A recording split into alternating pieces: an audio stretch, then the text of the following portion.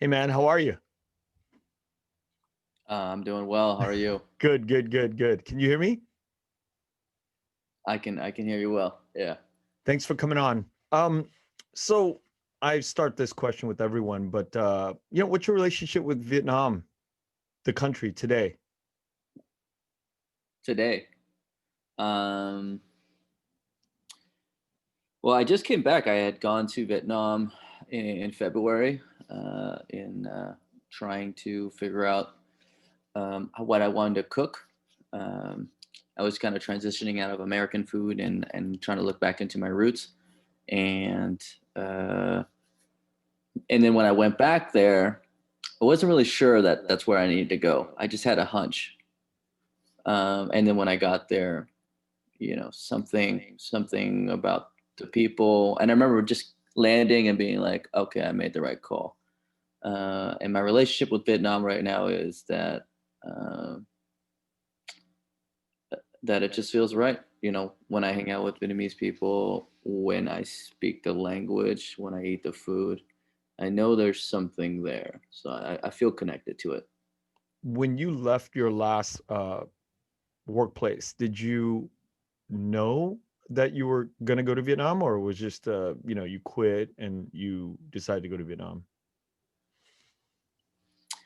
I knew I was going to go to Vietnam. I had planned. I let them know. I gave them a 3 month notice that I was going to leave, uh, and from that time, I just started getting ready for my trip. I was going to go.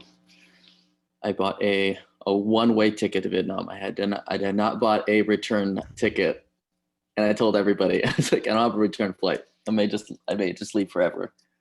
With Uh, no prospect of work or anything in Vietnam. No prospect of work in Vietnam, but some job opportunities when I got back. And how long were you planning to go for? I think it was 2 months in Vietnam, and then I wanted to go like 1 month in Japan right Yeah. after. And when you planned to go to Vietnam, did you kind of map out like where you wanted to eat, or what was the plan of eating? The eating plan is that's really just the vacation is the eating for me. Um, so my brother and his now husband joined me on the trip. So I met them in Hanoi. I originally landed in Mỹ Tho, where I was born, and spent some time with family for a second there. And that's when I was like, oh yeah, definitely should be in Vietnam right now. Really good decision. And then I met with them in Hanoi. We went to Sapa, and that was going to be my mini vacation before they Right. left, and that was going to be on my own. And then after that, I'm very fortunate that I am a chef in the age of Instagram, and it's very easy for me to connect with other chefs. So I just shoot them a DM. They can kind of look at my Instagram Mm. and see where I work, and normally that gives me enough credit to just hang out, and then they kind of help me navigate the city. Also, a big Vietnamese community on Instagram too, that everyone was just shooting me ideas of what to do. But another thing was my brother's coworker. He has a bunch of family over there who has a ton of restaurants. And somehow they just knew, they're like, if you want to just go and work at one of these restaurants to just like intern and stuff, and they'll teach me everything I need to know, and they'll show me where they shop, like all the things that a chef wants to know. Right. So it was going to be a good trip. So you didn't have any plans to go to any specific, like, because when some of our friends travel, like namely Bao or Mickey or any of these people, Uh-huh. when they travel, they map Yeah. things out. They try to figure Uh, things out where to go. yeah. And they really pinpoint, day to day, meal by meal, where to go. Did you do that at all? I mean, I wrote out all the places that were places that I would be interested in going. I'd mapped it out on Google Maps, and then if I was close by, I'd eat there. But and I went to a few of those places, but I mostly just let whoever was with me, who lived in that city, kind of lead the way. were there any memorable restaurants that you went to? Um, memorable restaurant. I mean, there was so many good ones, Sorry to put you on the but spot. You don't have to name the names, but yeah, like yeah. the menus, Uh-huh.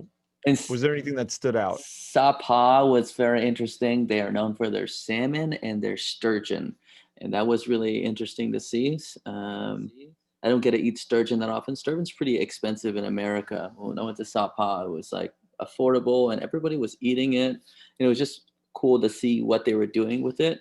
But also, they're eating horse over there, and they were doing Oh. In because Sapa. there's a lot of different in Sapa. There's so many indigenous groups, so you just see so many different cultures, like what different techniques apply to their food. And one of them was like I don't know what uh, indigenous group they were from, but they do horse hot pot, and that was so good. And they would give you we ordered apple wine, and it just shows up in an old plastic water bottle. It's just the paper's all crinkled and everything, and I was like, "Is this dirty water they just gave us?" It was the app, and it was delicious. So we had that apple wine that they who knows where they made that, and then and horse hot pot, which had absolutely no meat in it. It was just straight horse organ, and it was incredible. Um, and what else? There's in Saigon, there's a family who does suckling pig. It's exceptional suckling pig. It's perfectly crispy skin, super tender meat. You just like look at it and you're like, these people have been doing this for a long time, and this is some high level shit. And So was it like a hole in the wall or?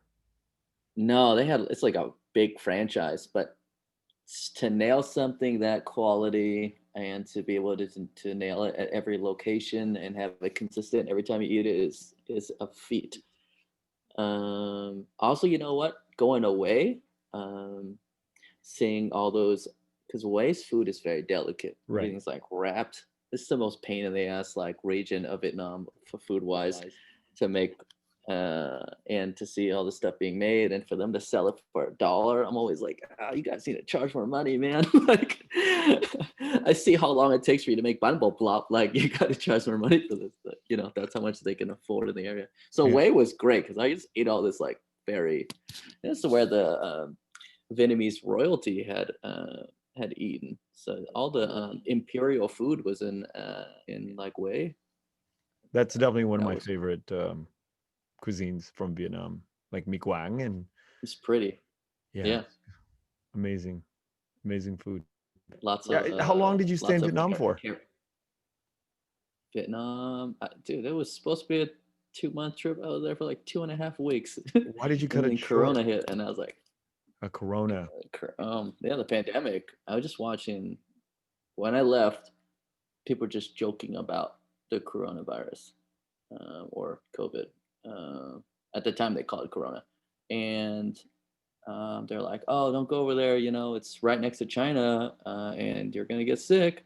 And there at the time, there's like maybe like 3 cases in Los Angeles, and I was like, "I'm just gonna go. Like, I've been playing this for a while. I'll figure it out." And then I get there, and then LA gets. I mean, the United States gets hit really hard, and uh, restaurant closure starts happening, and you just start seeing your friends and family start panicking. I'm in Vietnam. I'm starting to move south. I'm in Sapa in the north. I hit Hanoi, and then I hit Way. Da Nang and Hue. So I'm starting to move south, but also so is the virus. And you see, right after I leave the city, they shut down the whole city. Then I get to Da Nang, they get a case, city shuts down, and I get to Saigon, and I'm in Saigon at this. By the time I get to Saigon, my brother and his husband cut the trip short.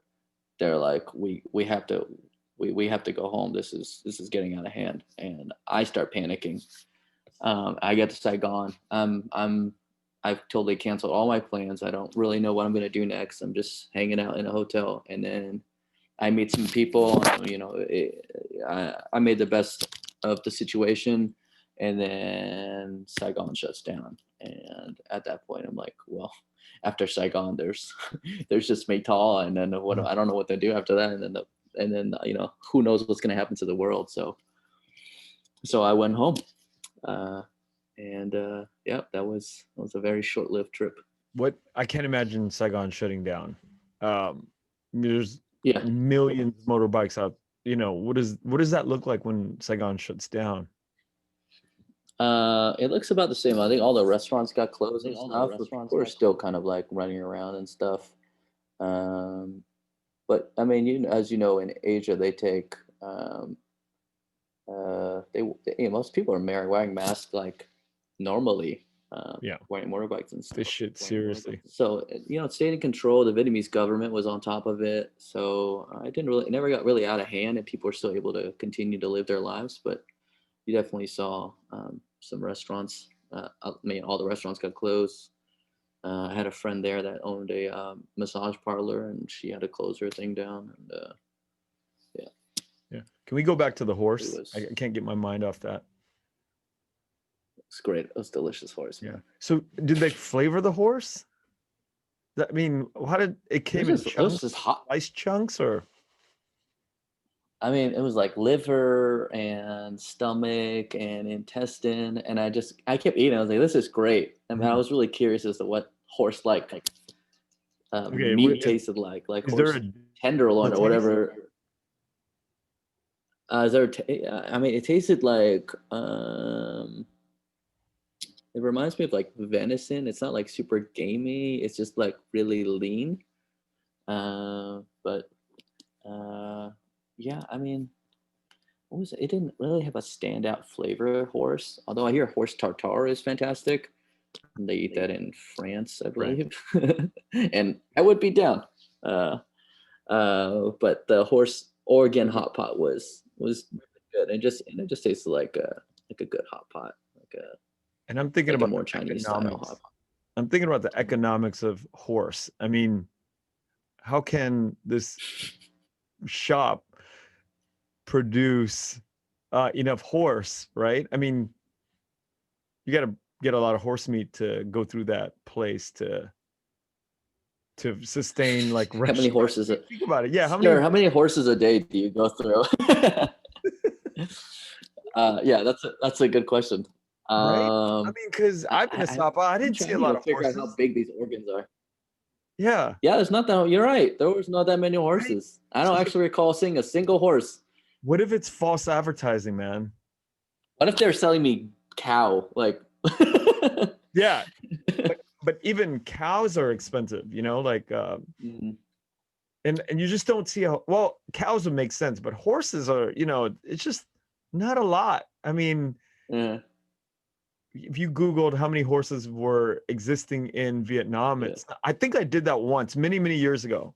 yeah, There's not a lot of horses in Vietnam. And I'm like, the economics of that, the ratios of actually, yeah, slaughtering a horse and getting yeah. that, or maybe they import it from another They country. might import. I mean, it's really close to China. There might be a lot of horses on Yeah. the other side of the Yeah. border. Um, but yeah, it would just be funny if they gave me a very normal protein Pig, and sold it off. Yeah, it sold it off as something more exotic. I mean, I know there's a lot of ox out there. Uh, yeah, that's not nearly as much livestock as I thought. yeah. Looking back on it. So before you Vietnam, you were at Rustic Canyon, right? Hmm. Yeah. How long were you there for?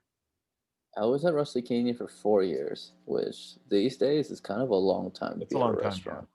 Did It they felt get like a their long time. Michelin before you got there, during the time you were there, or While I was there, while it you was were there? very exciting. So, okay, so you're there for the first year, right? I mean, what year did they get the Michelin star? Because I kind of want to hear the process of like how the kitchen responds to it, the management responds. I've thought about that. Like, what does that look and feel like? From the owner's perspective, from the chef's perspective, the team. I believe it's our 2019 or 2020 Michelin star. I can't remember. I'm bad with dates, but there's a lot of rumors going around town. The chef community is LA is big, but the chef community, like everyone knows each other. We all go to the same markets. We all see each other all the time. So just a lot of rumors about Michelin coming back, and also a lot of opinions. I mean, Michelin was in Los Angeles, and then they left because they thought Los Angeles dining scene wasn't good enough to have Mm. Michelin Wow. there. and for them to come back now that Los Angeles has made a name for itself for having a excellent, diverse dining scene. It's particularly from the Koreans and the Mexicans, and for them to come back, it was a little bit. Some people had some negative views about it, but they came back, and everyone was on the edge of their seat who would get it, because Michelin is really inconsistent with what they consider to be one Michelin, because as you know, there's a hawker stand with a Michelin star, there's a dim sum place with a Michelin star, and they don't have like Standard obviously the hawker stand. Yeah, there's no rhyme or reason. the service is very different. Yeah, there seems like there's no rubric. So, and there was also rumors that they wouldn't judge LA as hard on service, which we are known to not have great service. So yeah, when the list came out, it was for restaurants that got the star, like us. It was incredible news because I mean, you're going to just have a sudden significant increase in clientele. You're going to have international recognition, and for employees such as myself, suddenly I have Michelin on my resume, and Wow. that's it, the most recognized accolade for a chef. So it was huge. So another thing that we did was that right when back of the house is not allowed to get tipped out, only front of the house. And then at some point, that rule was changed, and back of the house was able to get a share of tips. And our CEO, who's a fantastic human being, was like, "That's the right thing to do, and we're going to do that." But it's scary because the front of the house suddenly has to change their lifestyle because they're losing like 20% of their tips, which is a like significant part of their income. Um, but Michelin comes around, and our revenue goes up significantly. Yeah. So their lifestyle doesn't change at all. So it was perfect timing for Michelin to come in. Now, when you say Michelin comes to LA, do they put an office in LA, or do they just send reps out? Like, why is that significant that they're quote unquote in LA? I believe what had happened was that California had paid, California tourism had paid uh, Michelin to cover all of California. Wow. And so Thing? so now they have they need to get more inspectors. They train more people, So and wait, Mich Michelin needs to be financed by the state or by the area that they're in? I mean, I don't know if that's always the case. I'm sure that some cities don't pay, like, but yeah, I mean, there was This is some news to me. politics involved to get Michelin to cover all of Yeah. California. This literally is like the moment that I found out that you have to pay to get your star on the Hollywood Walk of Fame. Do you know that? You have to pay. You have to pay. Yeah. It's just, I mean, they have to nominate. There's a whole process, but Yeah. you have to pay. I mean, it's not like, I'm there's like, finding out. I'm finding out a lot of similar things of this too. There's a James Beard house of like a what is that equivalent to? It's just like a it's a church for chefs. It is a James Beard is a highly regarded chef in America, and the James Beard Award is like the Oscars for yeah. chefs. And uh, and then chefs often get asked to cook at the James Beard House, and it's a very um, what's the word? It's a Prestigious. very prestigious thing to do. And I just found out that you also pay for that. Damn. This chef just came out. She's like, I paid something like $10,000 to do the dinner there. I was like, out of pocket. Like what? This Holy. world is falling apart, man. Ellen DeGeneres is a bad person. Like, what the hell's what's going on? I mean, it Yeah. makes sense if you think about it, though. The economics of, putting on a show and, actually getting spotlight for, your work, it doesn't Mhm. come for free. I mean, so not only do you have to You'd bring your think. team and your food costs to the arena, you have to pay the Yeah. arena the 10K to that makes sense, but and I think that's what happens at the Hollywood Walk of Fame too. You probably get nominated and then you have to go through a process and you pay some significant because there's maintenance involved, there's teams and um but the Michelin surprises me. I mean, yeah. Yeah. Okay, so when they announce it, I mean, what's the process of them telling the management that, hey, you guys got a star? Is there a protocol? Is there a There's an ceremony? invite. There's an invite. Everybody gets an invitation. You have no idea if you're Who's getting it or not. everybody? Well, Who's everybody? well, when you find out later that anybody who gets an invite actually gets a star. You just don't know how many stars. But at the Who- at the time, it's just an invite to chefs. You get a letter. I forget exactly what happened, but you get a letter and says, "Hey, you're going to be invited to the ceremony." And yeah, you at the time we had no idea if you were going to get a star if you're invited or not. But everybody who got invited got a star, and then you find out at the ceremony how many stars you get. And Wait, did you go to that ceremony or is it the chef, the head chef? the head chef went. Our head chef Andy DeBravo went, and I think you get like a +1 or something. And who did he take? He took his fiance. Okay. So Yeah. when Andy gets the letter, does Yeah. he get a letter or a phone call? Like, does he let the owner know? Um, I don't know how. I'm sure everyone got told. Like, I'm sure he ran around the whole restaurant telling everybody that we were gonna go to the ceremony. But yeah, I mean, everybody needs to know it's a big deal. We're right when we start hearing rumors that Michelin might come to town.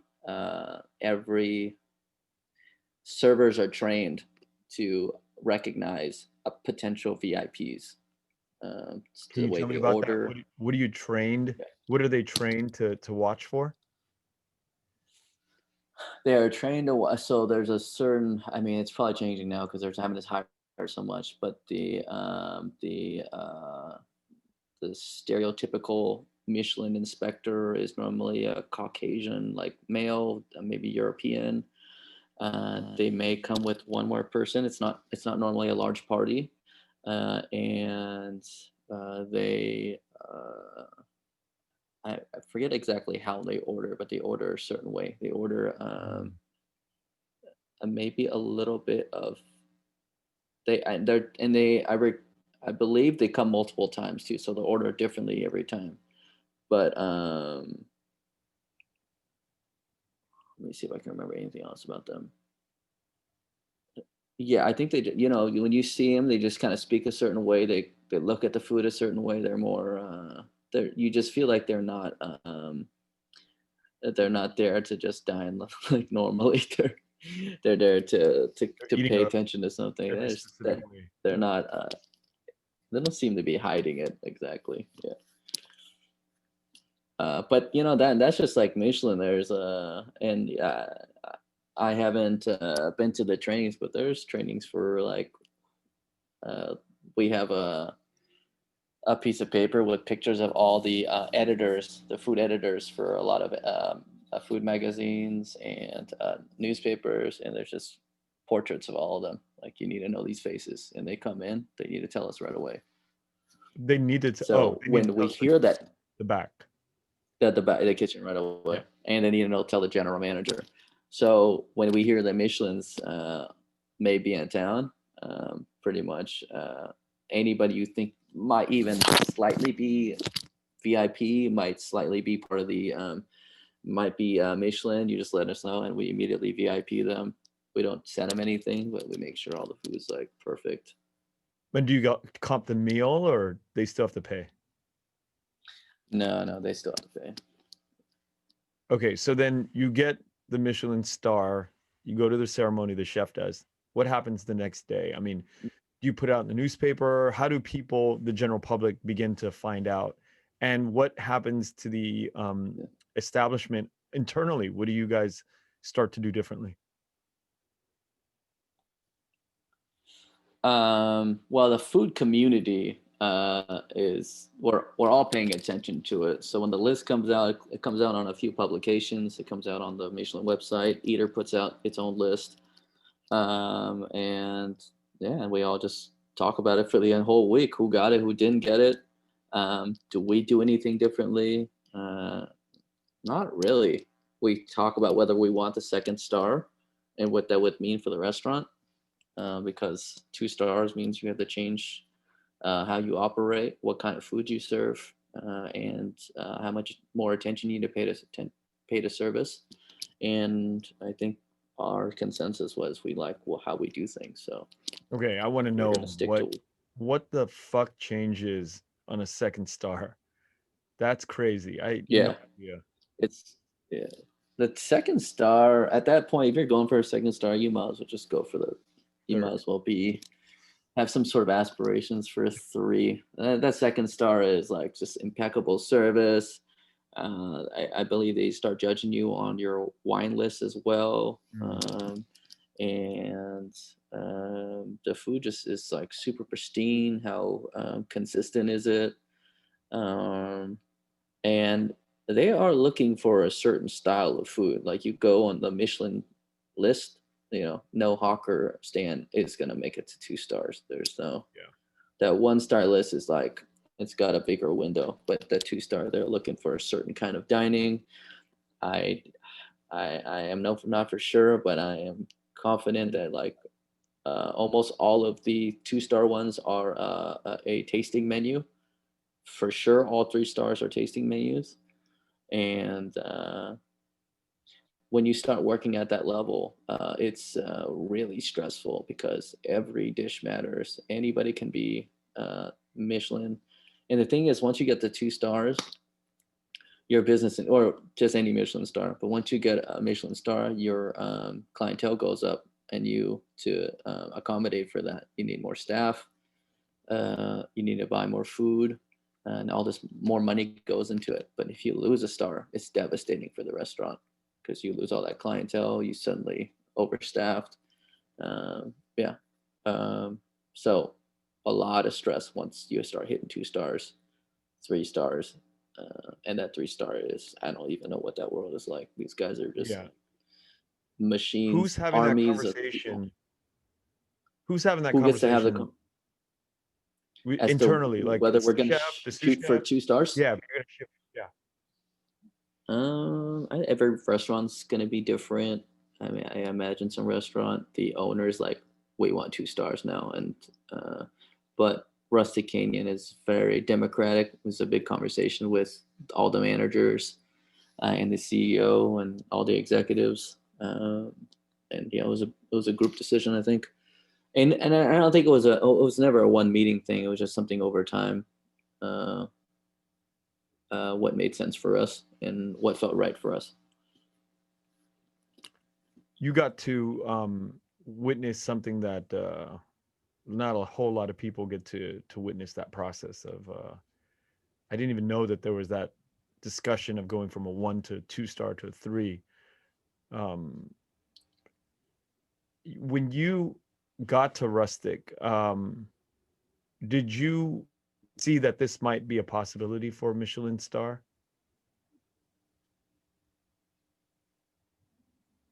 I don't think I thought about those things at the time.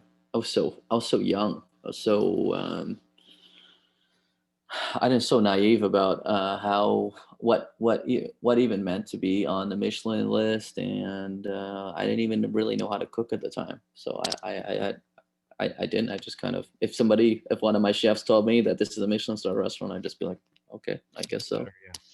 Okay, so Um, how did you get to but Rustic? What led to your decision to work there? I was moonlighting as a chef back in Oakland at the time, and I was a EMT like during the day, and then at night I started working at restaurants, and I did that for about 6 months. Then In Oakland.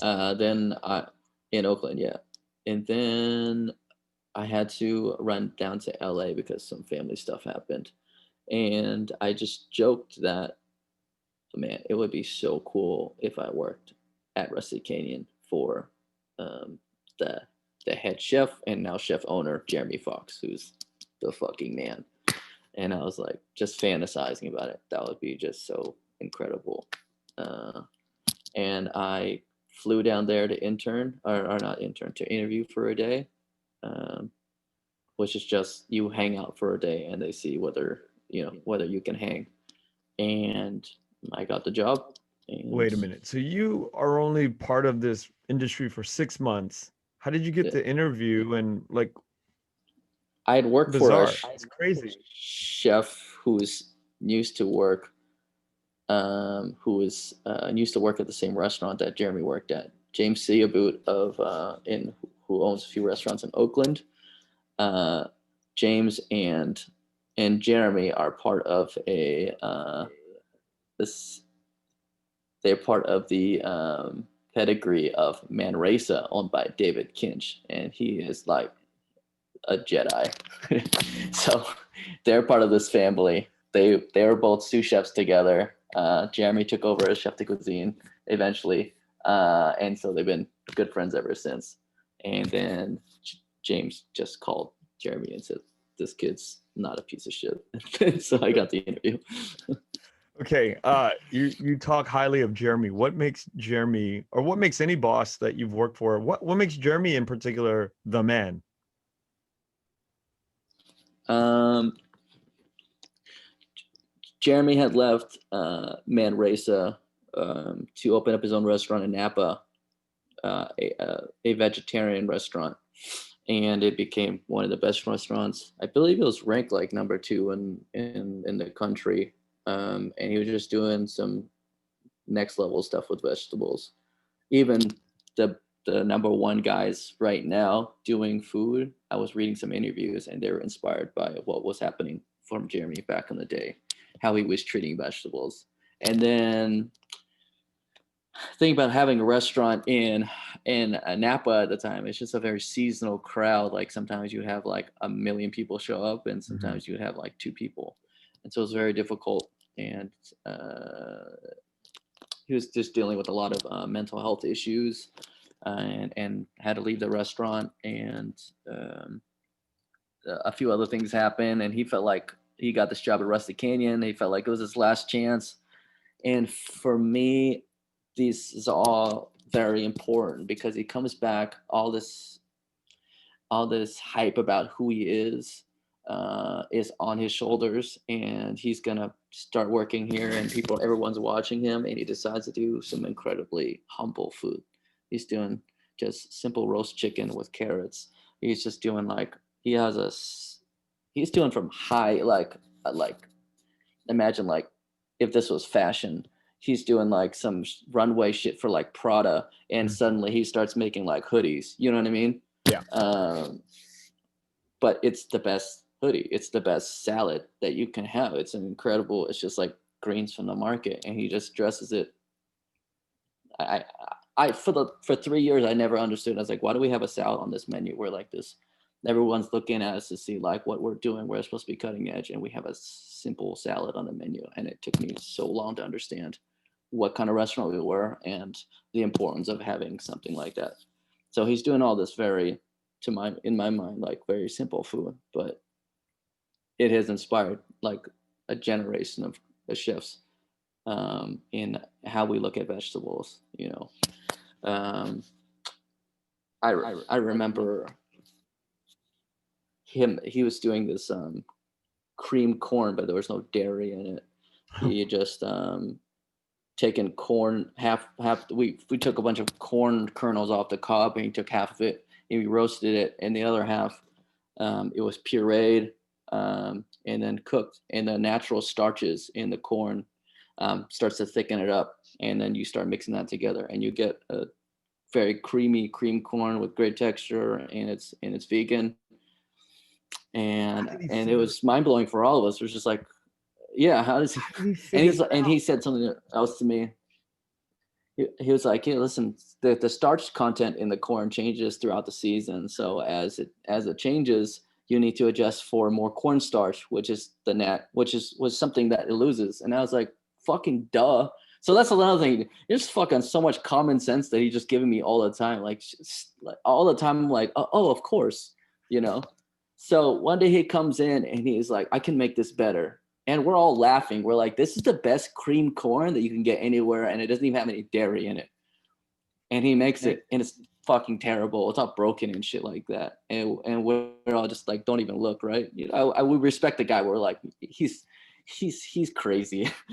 And he comes in, I think again the next day, and he juices the corns this time, and it's just liquid. There's no pulp in it. It's not pureed. It's juiced. So, and then he starts cooking it super slow, and it starts to thicken. It's oh, pure like shit.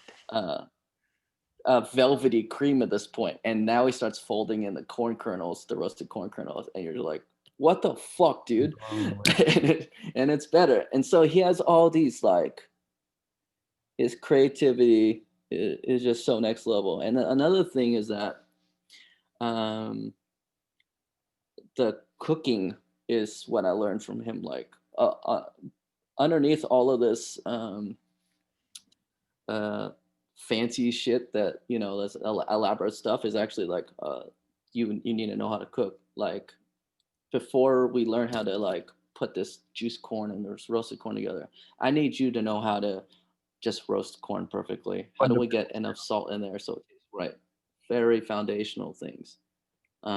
So uh, there's that. And I think for a while people kind of called Californian chefs like maybe lazy and uncreative because our produce was so good that we could just put a pear or like a peach on a plate and put some olive oil and charge you like $20. Sounds like And that's kind of Jelena's. what happened. You know, yeah, Jelena's, you got a Chez Panisse is kind of like that too. Yeah. But and then I think Right off Jeremy the made garden. it very undeniable Yeah. that Californian chefs can fucking cook. Um, and on top of just being a great cook, that guy who's just an incredible mentor. Like, remember we talked about um, how some people have the magic inside of them and Yeah. they can't seem to get it out. Jamie's a fantastic person at understanding raw ideas. I used to give him dishes all the time as a cook. It's very ambitious young cook. I was like, "Can you taste this? Is this good?" And he would take me seriously. He would look at it, he'd eat it, and he'd give me all his notes on it, and he'd help me evolve these dishes. I remember when I started doing pastry in particular, I switched to become the pastry chef at Rustic Canyon at some point, and I had no idea what I was doing, but I was just so excited about it, and I had all these ideas. And I remember one of the first dishes I had made that I was really proud of was this like we were doing a dinner, and it was just carrots. It was featuring carrots dinner, and I was doing the dessert.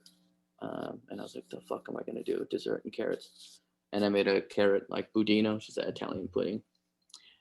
Anyways, it turned out to be an incredible dish, but not something that I just did on my own. Like we had R&D'd it for like a few weeks, and I remember looking that day that we had the dinner is when it came together. It was very stressful. It was a big day for Jeremy as well, and he's a scary dude when we need to be serious. And I had to deliver that day, and I remember like working on it, and I came in that day, and I started putting it together, and he kind of just he just knew what I was doing. He would just nudge me in certain ways, like maybe you should try this, maybe you should try this. And then when the dish came together, how it was plated and everything that was on it, we just put it there. We all looked at it, and it was just like that. We fucking nailed it. It was incredible how it looked. It felt like we had another level with what could have been a simple carrot dessert. It was I felt like he helped me touch the sky for a second. You know what I mean? Like he showed me as like he didn't tell me exactly what to do, but he kind of like, you know, really, really just like push me up, push me up, push me up. And I was able to just for a second there. And I think once you know how to kind of navigate ideas so you can get to the end product, which a lot of creative people have a hard time with, it gets easier and easier. And he's incredible at that. It's like showing you like how do you unleash that magic inside of yourself? It's fucking crazy. What do you And that's think? something people don't really talk about that because they don't know about that about him. But yeah, What do you it's think crazy. made him become like that? Uh, to be a good like a producer and mentor Yeah. like that. Or no, no. I actually mean, what gave him the genius? You know, is it his What gave him the genius? tenacity? Huh? He told me he was a really bad cook, and he gave me all these examples of why he was a bad cook, and confirmed that he was a terrible cook when he first started. He grew up in Ohio, eating like TV dinners and stuff. You know, his palate was not trained early on. He wasn't eating like prosciutto like some of the kids that I know right now. You know, and he told me something that I'll never forget. And he's like, "Listen, if you work hard, the creativity will come." And it's like, "Don't worry about that." And I just believed him, but now I know that's Oh. yeah. I think if you work around the right people and you don't, there's a excitement about being a chef, right? Everyone wants to do cool shit. Like everyone wants to like um, I don't know, like uh, make like spherified like flavor bombs of like tomatoes and make an app something that looks like an apple but it tastes like a celery or something like that. And before all that, you need to learn how to cook. And he's like, just like learn the basics first. Just do your free throws, and eventually you'll learn how to do the other shit, right? Um, and Yeah, I think for him that's how he learned. He just put his head down and he's like, I'm not that good, but I'm just gonna work really really hard. And then as you can see, the creativity came. You know, one thing that I've learned a little late in life, but I guess better late than never, is the idea of getting down to the granular, right? We talk about this sometimes, and I got to witness this stuff firsthand with some people that I work with.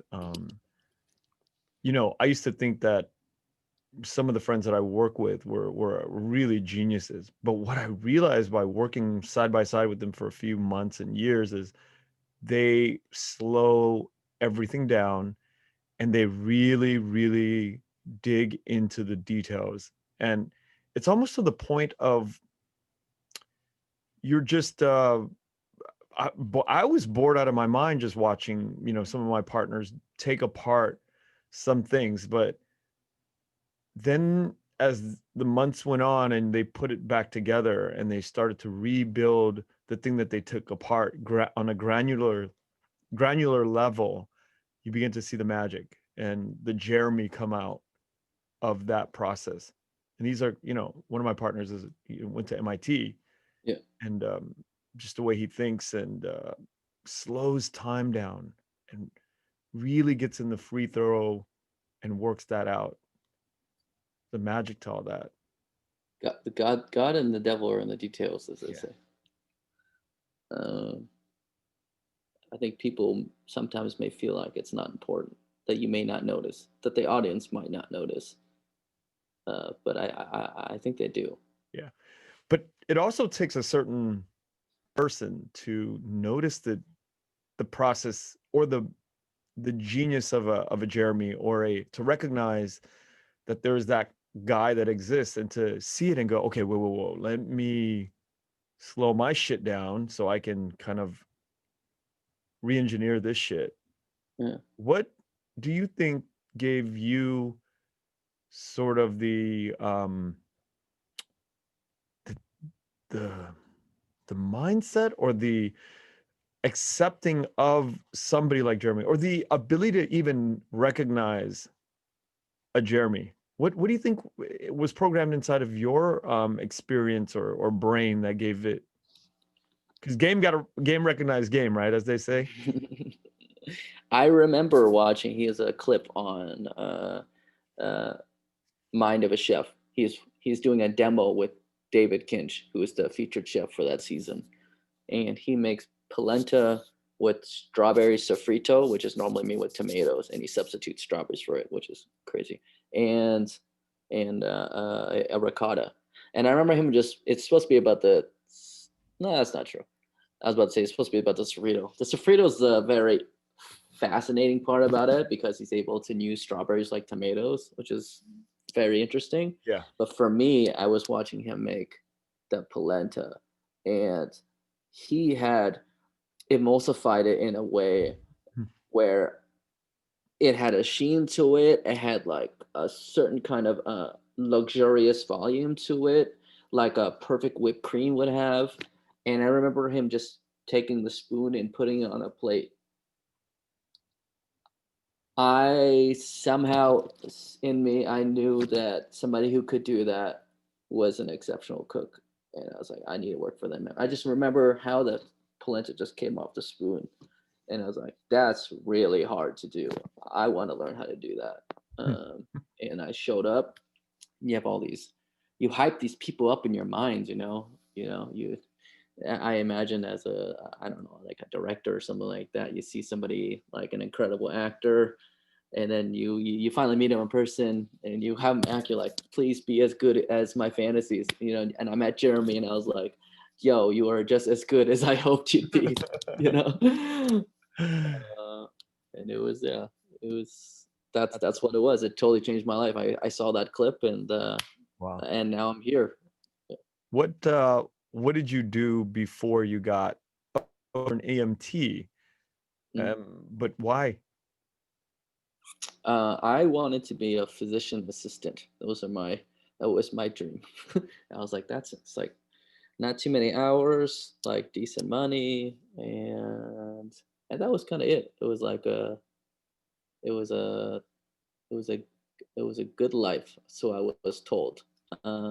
So um, I was work after college. I was working on my application. I need to be an EMT. It was a good way to get paid, but also get patient contact hours. Um, and yeah, I would just do that. I would volunteer too, and that was helping out my resume as well. How long were you And I an just kind of got EMT for? 2 years. Did you see any crazy shit? Yeah, but not nearly as much as people think. Yeah, what's the Not to majority of the talk, calls like? not to talk. We're like glorified taxi cab drivers, man. I think the real people that people imagine EMTs to be are more like paramedics.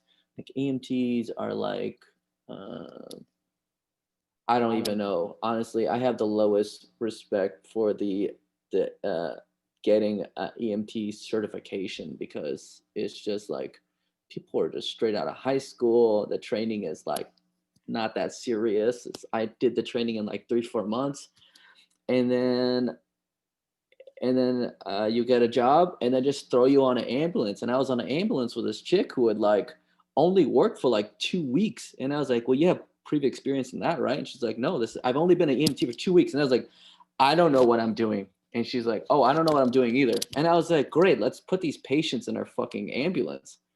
And I sit there and I'm trying to like my training is I just check for their blood pressure. I'm in a shitty ambulance. They're all shitty. They're creaked. They don't have good like handling or anything like that. It's like really loud, you're in there trying to hear blood pressure, and you can't hear anything because it's ridiculous doing it inside of a vehicle. And imagine doing it in your Sprinter, you know what I mean? And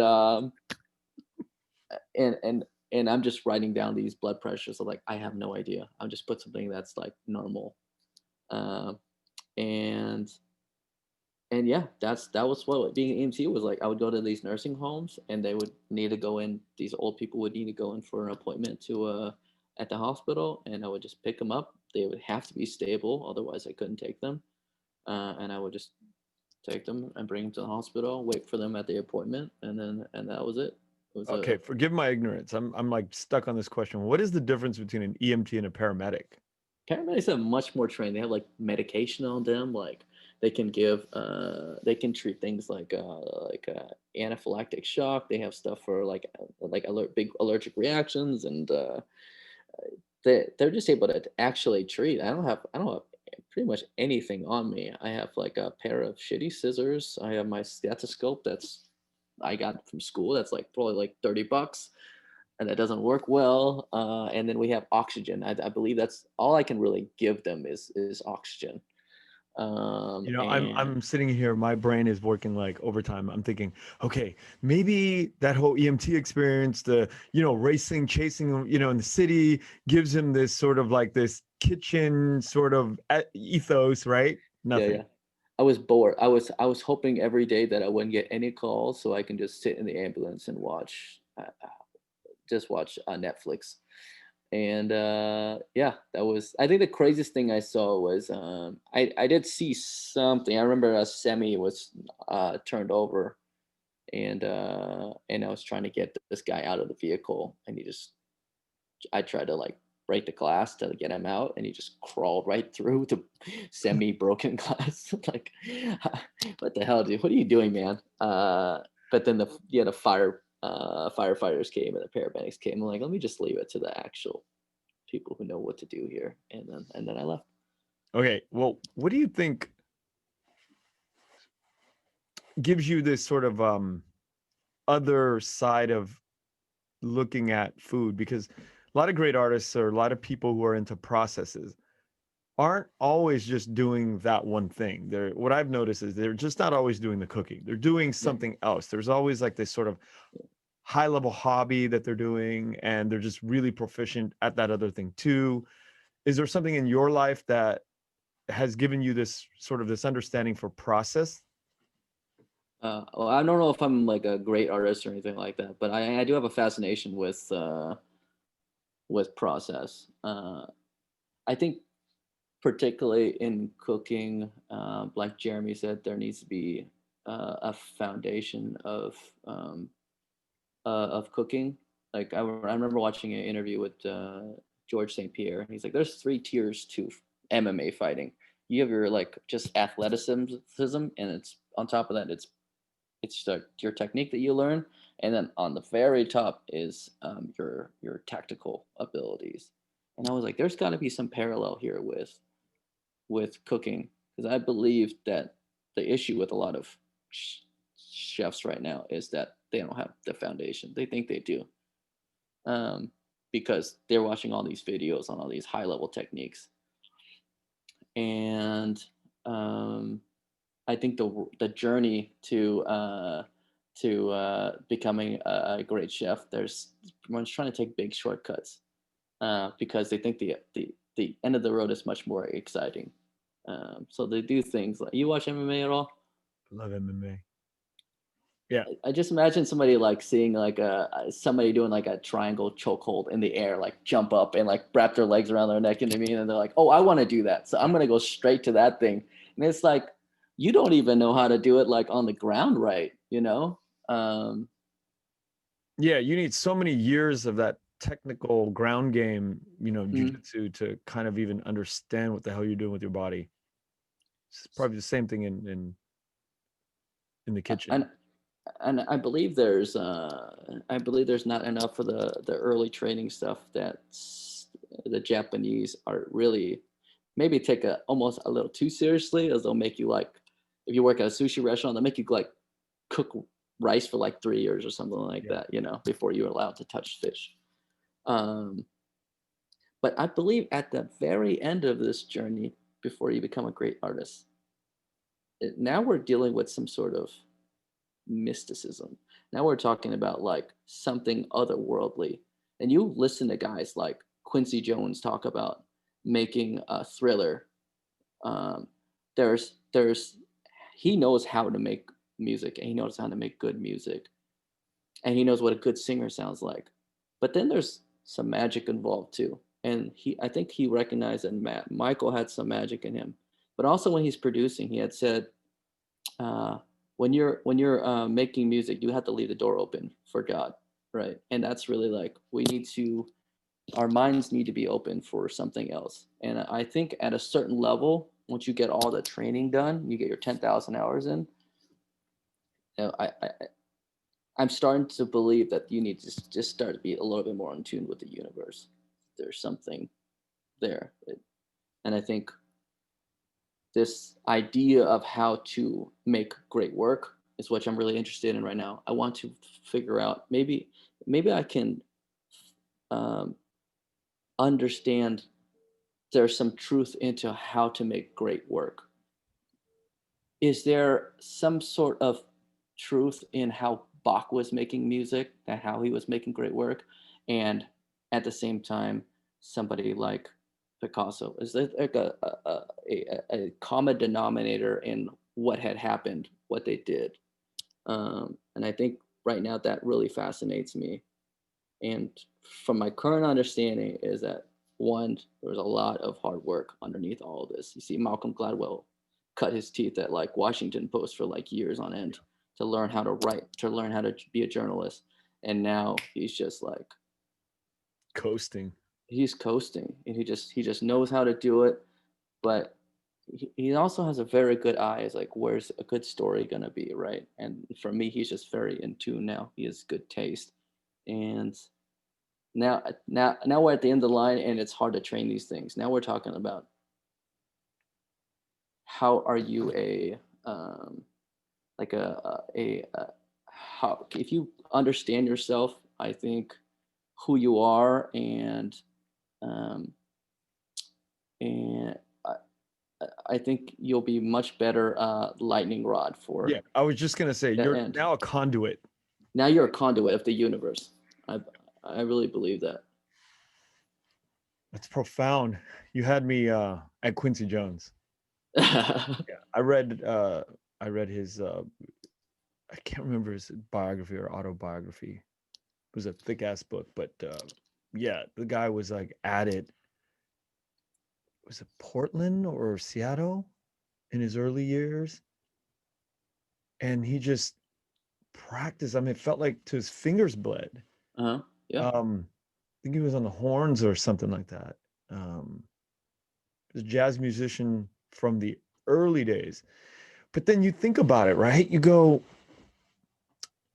you know, when I was a kid and I listened to Michael Jackson and the pop music, it didn't sound that complicated to an untrained, you know, ears. It just doesn't. But it was so fucking catchy, and it just caught the world by storm. It was, Uh-huh. and then you think you go back to the guys that made it, like Quincy Jones, and he grew up in the jazz. You know, his thing was like his backbone was in jazz, and jazz is ultra so complicated. Mhm. And then he takes, you know, years and years and years, and he played in big bands all across the country. He spent time in Europe, and finally came back here. And you know, late maybe 40s or 50s, he started to produce for Spielberg, Colored Purple, and got into, you know, pop music. But he's got that, what you're saying, it's like that rich background of music, of layers of it. It's not just like some regular musician who's like a session player somewhere. This guy's been writing and composing and playing on his instrument in his, you know, early teens, and just never stopped. And I think that that kind of that continuum as a human, if you keep at the process of whatever your craft is, you eventually are allowed in that club of allowing to be a conduit for whatever that divinity that you're talking about, that mysticism, to come Mhm. into you and to allow you to kind of like do your bidding, to do the bidding of the gods, right? Yeah.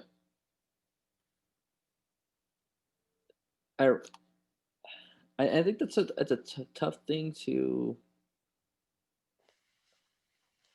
like. I remember watching a Jay Z, one of his um, studio recordings, and he's listening. He's sitting there like, I don't know, 2 a.m., 3 a.m., and he's been sitting there all day listening to beat after beat after beat. He's like, that's not it. That's not it. He's like listening to like every beat that currently exists. You know what I mean? And at the same time, his hair is completely grown out because he doesn't cut his hair when he's recording an album.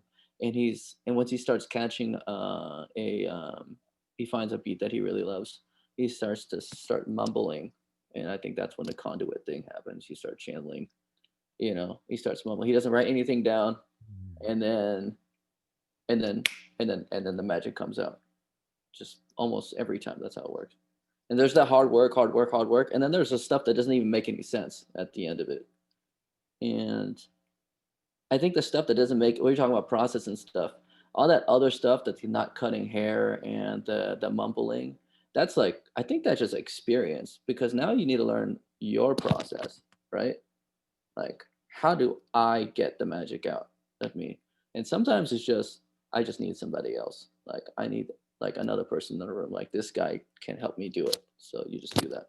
And some people just like, there's some crazy shit I do. I don't know what Prince's like methods are. Maybe he lights certain candles and stuff. I don't know. But, or Woody Allen, I think he just rolls out of bed and just starts, has a typewriter and just starts going at it. But you got to know like what does it for you. And I think part of the 10,000 hours is like always like being aware of what makes you tick. That takes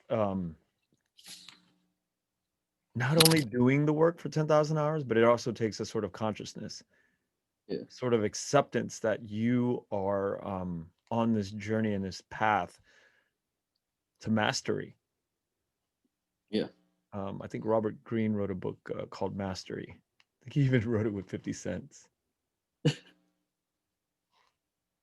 Yeah, but yeah, they talk about that. That book gets into drills down into the specifics of what it takes to and you go back to the Japanese culture. I worked alongside with the Japanese partner chef early in my life,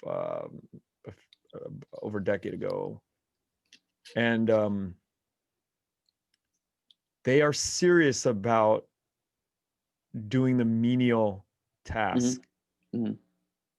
They're very serious about rolling their sleeves up and just but it's not even they don't break a sweat, and it's just, I hope that we're not losing the battle in the world of getting down to the meticulous, as the world is becoming, TikTok and Snapchat and, digital, and everything's so quick and everything's so fast. I hope we don't lose the idea of, really getting granular with our work. And I hope that somehow Vietnam can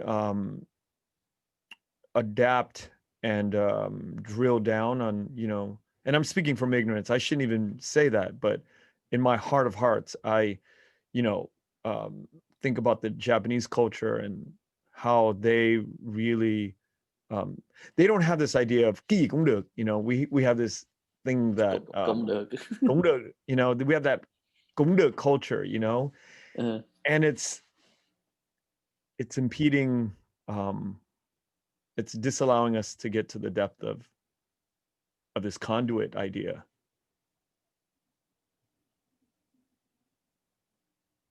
I I feel like the Japanese have been much more consistent, even to this day, about what they produce.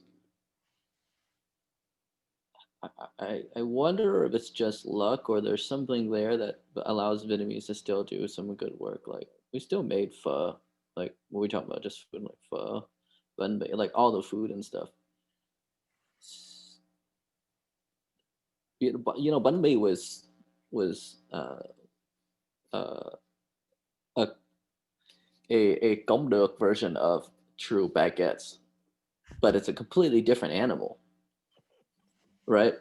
If you break down like what banh mi is, it's literally every step of making a exceptional baguette in France. You do it the laziest way every time. The most you use the shittiest wheat because it's the lowest protein content. That's why it's so soft. It'll be higher protein content. It's a much more chewy bread.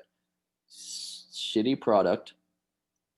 They're beating the You are hell out of it. you are breaking my heart right now, but we got to get Yeah. into this. You take the dough and you just beat the fuck out of it. And I believe in Vietnam they also use dough enhancers, which is an enzyme that helps break down the proteins. So they like cheat a little bit too. They sprinkle a little bit of this enzyme in there, and it breaks it down. So they're just like whipping the hell out of it, so it gets super tender. And then normal, like traditional French baking, which still is like the gold standard for baking. There's proofing stages. They know they've done this for so long. They know that you need to proof, and then you need to shape, and then you need to proof again. In Vietnam, one is just so fucking hot and humid. They're just like, we're just gonna do it all at once, everything at once. We're gonna put it in the machine, and we're gonna whip it for like 30 minutes. We're gonna pull it out, and we're just gonna start shaping them right away, and then we're gonna put them right in the oven because we need to make a lot so we can make money. And somehow all that bullshit and all that shortcut, you make something completely different, and I cannot recreate it. I was the R&D chef of Rustic Canyon, and I'm still fucking cannot.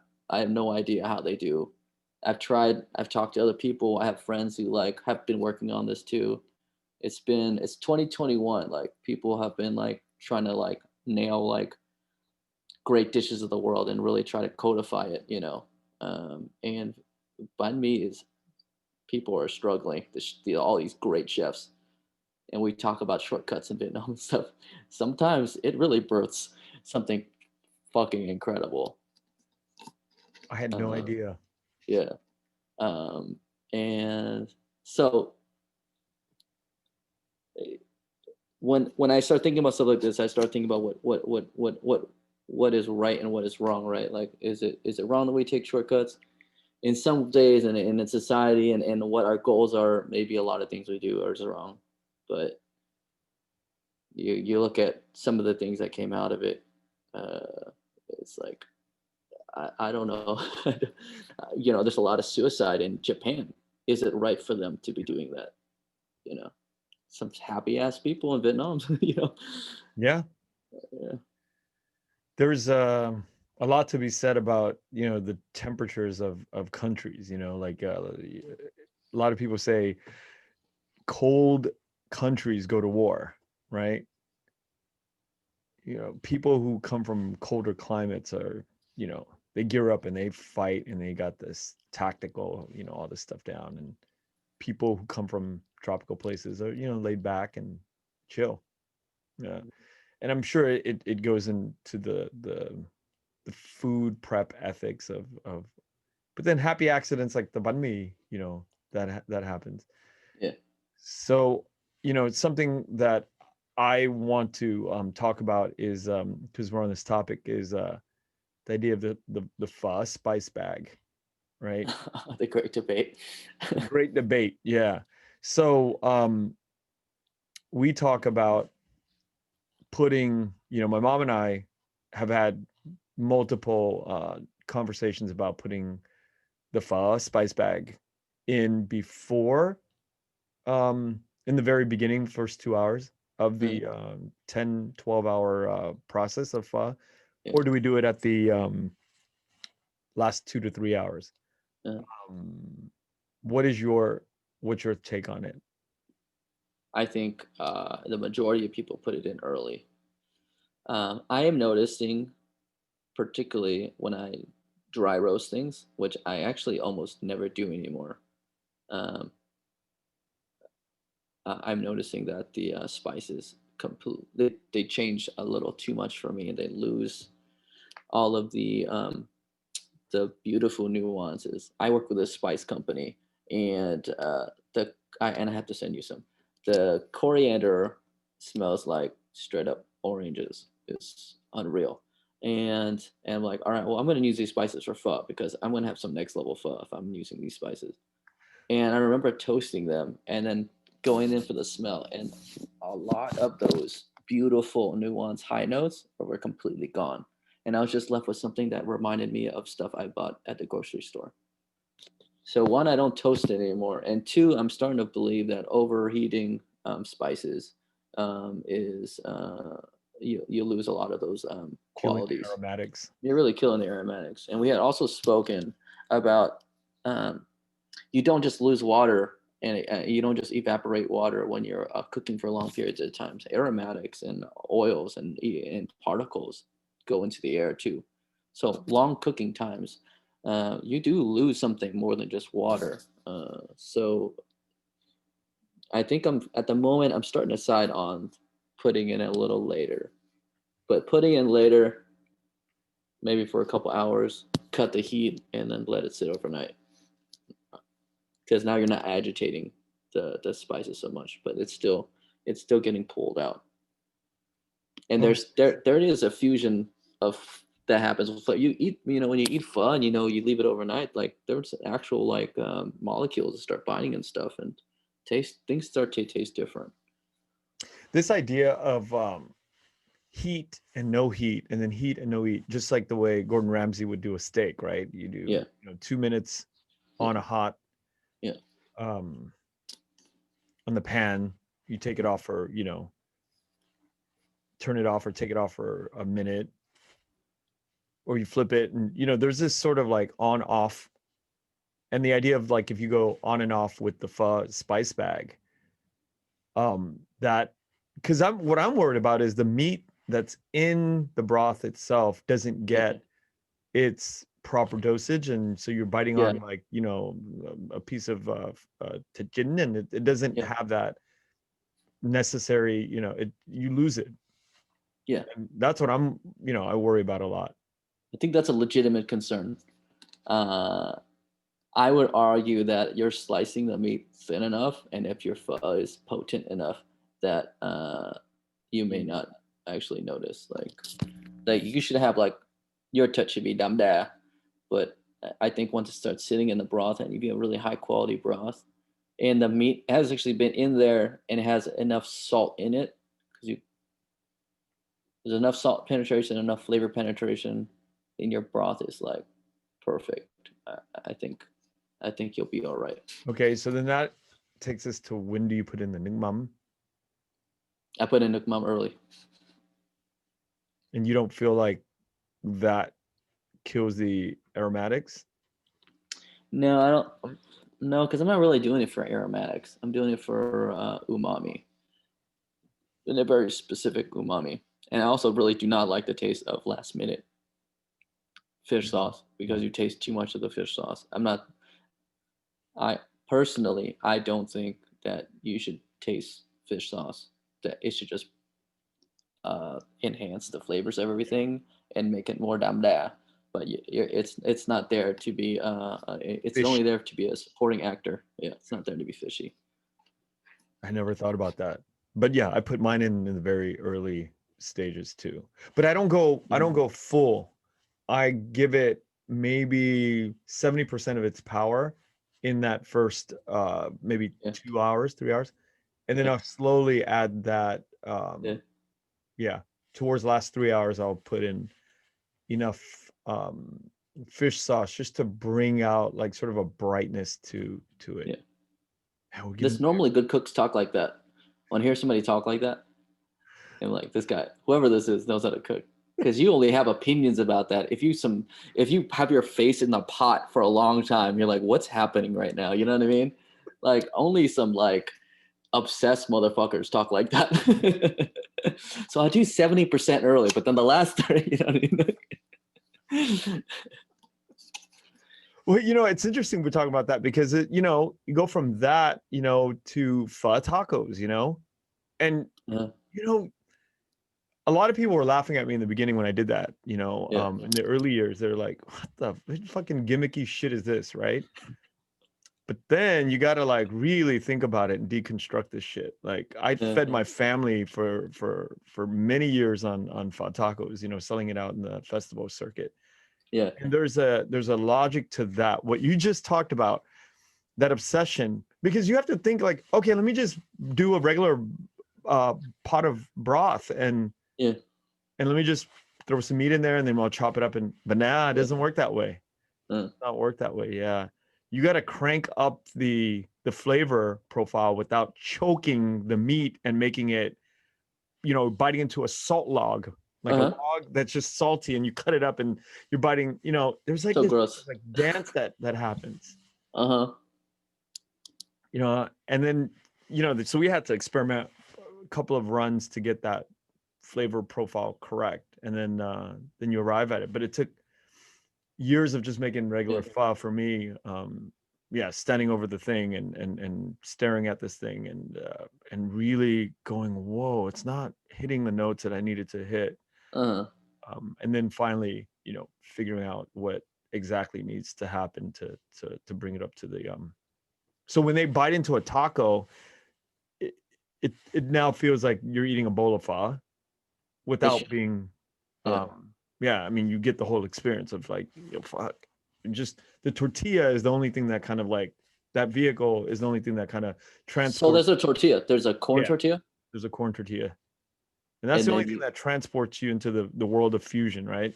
how do you get the new? How do you how's the noodles? There's no noodles. It's There's just no meat. noodles. Yeah, it's just Oh, meat. it's pho. It's pho, like chopped up pho. Blank. Yeah. We take Got flank, it. Oh, I'm flank or picturing like flank and a brisket. noodle taco. Like you're pan No, no. frying these noodles. It's like birria. It's like birria, right? Yeah, Or yeah. That sounds great. yeah, Sounds masaca, delicious. right? Yeah, yeah, yeah.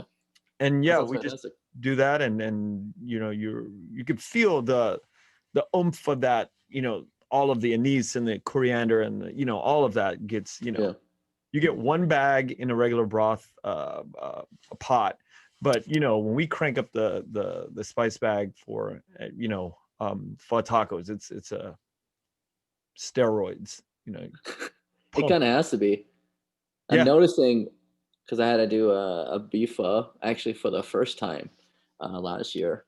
Been making chicken pho for quite a while now, and I Mm, thought you make beef pho, you just same thing, just you put beef in instead of chicken. It's a completely different animal. that's what I heard. I've never made chicken pho. All right, well, one day you show me how to make beef pho because I think mine's not that good, and then I'll make you some pho. Yeah, That sounds good. yeah, yeah, Really good. yeah. You have mentioned to me on one of our walks about sea salt. I've Mhm. driven by mounds of sea salt in Vietnam, and they're like, oh, that's where they get the salt. And I always Yeah, thought that, sea salt is just sea salt. It's like mounds of salt that's, brought in from the ocean or right by the coast. uh, But I didn't realize like there is a way that you can make sea salt at yeah, home or in the kitchen. yeah. Can you tell me about that? So I mean, it's the same thing. It's just it's faster in a much more controlled area. When you see, I imagine when people discovered salt for the first time, they walked along the shore and they're like all these white crystals everywhere, and it made food taste better and preserved food. Um, it's just an evaporation of water, and you leave behind all this salt. So we have these fishermen that we work with, and they go out into the deep sea to fish. But while they're out there, we ask them to bring some deep sea water to pull them all the way out in the ocean as clean as possible, nothing close to shore where there's a lot of Runoff. runoff from the and and they bring it in for us. We filter it a few times through like cheesecloth to make sure none of the particulates are in there, but the salt is still dissolved in there, and not just the salt, but the flavors of the sea, which is who knows how many things are in there. And then we put it in a big pot, and then turn up the heat, and you just start letting it evaporate very slowly. Because we talked about how if you turn the heat up too much, you start losing a lot more than just water. You slowly let the water go. It takes days if you're doing a big pot, and then eventually you start getting down to like it starts to get like murky, and that's when all the salt you start seeing a lot more. It's much more saturated with salt.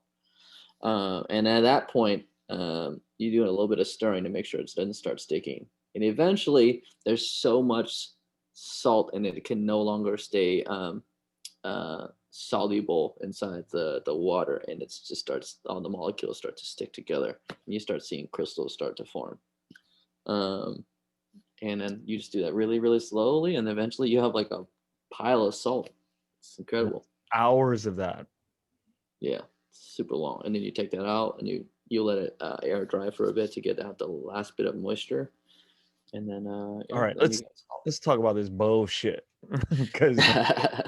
Man, okay, I'm like completely ignorant with salts. Himalayan salts, pink salts, bath salts. Like, I mean, what is the rage with the different salts? Why is it so important?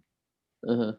Well, first, definitely don't season your food with bath salt, but I am curious what that would taste like. I know I just threw um, that in because it rolled off the tip of my tongue. uh, Himalaya, so pink salt, Himalayan salt is really trendy right now. I think it's just the color, and I did some reading. I'd say it's mostly color. Maybe there's some minerals there, but you can get minerals from sea salt. There's plenty of minerals in the ocean. What about the Um, taste? the taste is about the same. What's all the Um, hoopla about? What's why? Okay, we go to a bakery called Proof yeah, Bakery and we eat yeah, cookies there. yeah. The, the breakdown, what is that? It starts with an M. I forget what the name. Malden salt, What is it called? Malden. Malden. Why is that Yes, even on the cookie it's board? very important. I mean, the cool thing about Malden salt is it's very large flakes of salt. It's not super salty or anything like that, but it gives great texture, and there's just enough texture on there for you to feel it, but it's not like crunchy. Like there's some like Koreans Rock use a salt. very hard rock salt, and you can kind of like it's a little too hard for me personally, but there's some good uses in Korean food. Um, and it just gives salt flavor to things Without overpowering. without overpowering it, and it just makes sense for cookies. Like there's But how do you, there's salt for pretzels, yeah, and that's the kind of salt that works very well for pretzels, and I wouldn't put Malden on there. how do you make Malden? I mean, how does it go from like Yeah. this blocky, hard to this soft, flaky? Those guys have been working. I think Malden comes from England, and they've been making salt for a while now. And their salt, the way that they do it, they don't do the scraping thing, because what they're looking for is they're trying to make the way they do it is once the salt starts to crystallize, they make these pyramids. They start to crystallize in these pyramid shapes, and that's the signature texture that you get from using Malden. You get these really, really cool um, pyramids, and they just hit the right way in your mouth. How did you learn all this in such a short time? I mean, like when you're young and passionate, like everything is fascinating to you, and so you're just such a sponge. Like I feel like passion is like a performance drug, because you're suddenly way smarter. You learn so much faster, and you can just go for so much longer. Like if you do something you don't like, it's exhausting, but if you do something you like you can go days on end. um, and I was just so passionate as a young cook that like everything I saw I was able to just stick to. I have a terrible memory, but for some reason with food I just remember watching all these things. I would see the, I would hear about Malden in books, or I'd see it on TV, and then I'd see it in person, and I would just be like, just staring at it, yeah. And then you use it over and over again, and you get a better understanding of it. The work that you do now, okay, so you were in Vietnam at the beginning of the year of last year, 2020. You come back around March or February, and it's the fan with Corona. How do you pivot from that point in history, that point in time? Um, I don't. I'm not so good about sitting still. Um, I came back and I was supposed to work. I was supposed to be the chef at one of Rustic Canyon's sister restaurants, and obviously that fell through because of COVID. Um, and I had another job prospect too that also fell through because of COVID. And so before I left Vietnam, I was like, I could not have been more set up for a good career after. And I came back and I was like, all right, I have nothing. Fortunately, I had been in therapy for a minute there, and I was able to not fucking freak out. and just like allow myself to feel what I needed to feel and figure out what to do next. But it was definitely scary watching people who are in the restaurant business. A lot of my peers were losing their businesses. And I think at the time I knew that things wouldn't be the same again. And then two, I could not move forward in the same way we used to because that's clearly not going to work. So I did something I normally don't do, which is play video games. I was like, all right, well, I'm just going to pick up something that's unrelated to food. And I was I just hung out. I couldn't believe that time could just pass like that. I would just wake up and just not go to work, which was odd for me, and then eat. We were doing this. We suddenly fell into a schedule. Me and my family. We would eat lunch at 12, and then we'd eat dinner at 6. And it was very important to all of us that we were eating together. And then between all that time, I was playing games. Everyone was just kind of doing their own thing.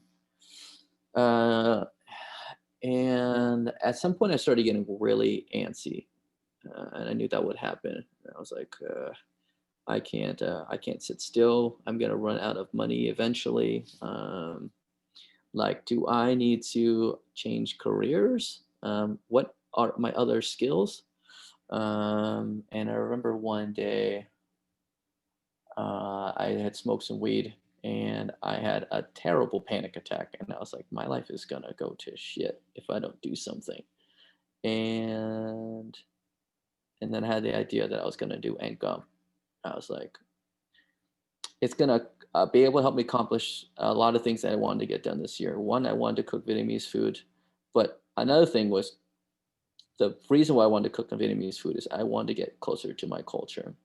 And if I did Gum, then I would have to learn these dishes, and that would start conversations with people I don't normally talk to, like my aunts and my grandma and my mother. Uh, and those meals that we had at 12 and 6, um, right when we started, right when the lockdown happened, were all Vietnamese food.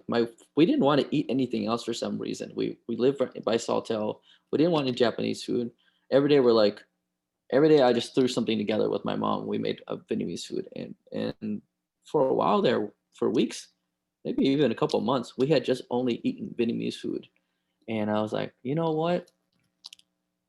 Like, I think right now, this is what people want to eat. Is like, we don't want to eat anything fancy right now. Where everyone's really stressed out right now, and maybe the food I'm eating right now, this ganjul, this tit call that I've been eating every day, maybe somebody's gonna want this because I sure hell like need this right now. And so that helped me decide what I was gonna make. And once I started thinking about what that was gonna help me accomplish, I ran with it.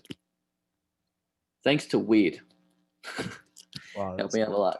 yeah. Yeah. All right, I have an idea. I want to make Vietnamese food, and then what? I have an idea. I want to Uh, serve this to the people. yeah. What do you do from there? I'm. I have I don't have a great following on Instagram, but I have a decent following from people around town, and I was like, why not? I was just promoting on Instagram, and but all the back end stuff, the logistics, I'm not very good at. But I had a friend that works that does project managing and stuff for the company she works at, and I just called her up and I was like, hey, I need to figure this shit out. And I just know what I'm not good at and who to call, and was able to figure out the whole thing. How did you what were the responses on the street? So most important, the most not the most important, the most critical responses were going to be from Vietnamese elders. Um, and I started getting orders from people, and they would put in a note. I'm ordering one for myself, and then this one, please bring to my mom because I was doing deliveries too. and I would be like, oh shit, I'm gonna drop it off at somebody's mom's house, and Damn. this is like somebody's man, you know, they're gonna eat my titkal. Like, all right, well, you know, you are. Can you really make titkal? You drop it off at somebody, Benoit's house, Bawai's house, like, and then and these people all had my phone number. This is, you know, it was a pop up that I gave everybody my phone numbers. Like, you need anything, you can contact me. I am the only employee in this company. You like the food, you don't like the food. Here's my email. Here's my phone number. Call me. Tell me I suck. Whatever you need to do. And I'm getting calls like, my mom doesn't like anybody's food. She's very discerning. She said, very good. And I was like, I think I'm onto something. Yeah, I And saw several of my close friends that I respect. I respect their palates. They posted on gum, and I was baffled. I was like, what the hell? This could either be some high level motherfucker who's like just come down to earth to hang out with the mortals for a little bit, or it's just somebody who just like is perpetrating out there and just but then nobody would call their shit, and gotta be like, you gotta like that. Those naming conventions mean a lot, because on gum is just like, okay, all right, either he gets it or he doesn't. But from what I was like reading from my friends, was the food was fantastic. But then, I didn't know who it was. I was just like, all right, there's this guy, they're doing this thing on gum. But then you peel back the layers and you're like, okay, there's Rustic Canyon. There's all this shit that is in the background that, I get introduced to Angum. I've never even had your food up to that point. You get introduced to the idea of Angum, is a Vietnamese word for eating rice. It's just so simple. And then everybody's raving about it. But then it's like, okay, well, there's got to be some pedigree that, somebody's got to be like behind the shit. Got to be. But then we get to talking a little bit more. And um, I remember having a talk with you over Christmas break in the kitchen. And we talked about, specifically talking about you working as a private chef and you making a new dish, vegetarian or vegetables, right? Every day. it depended on which client, but pretty much a new dish every day. Some of them had meat in it. Okay, let's talk about that. I want to get into this whole like client acquisition at that level. People at that level, how do they find people like you? But before we get that, I want to know about that noi mong, that switching up the new dish. How do you Yeah. get inspired by coming up with something different every day? So Rustic Canyon is a seasonal restaurant, and we are always changing the menu. That was our thing. Andy and Jeremy are really good at it. Andy is incredibly prolific for the last few years, and I just came from that mentality, like new, do different. And if you stay the same, uh, it's not only boring for you and the client, but also you're not challenging yourself. So I just had that belief in me, um, and then,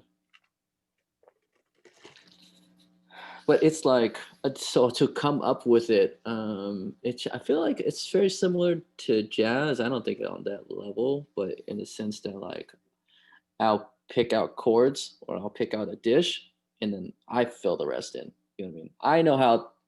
I know how hummus works, but I'm gonna make a hummus plate and I'm gonna fill in the blanks of what a hummus plate is to me, right?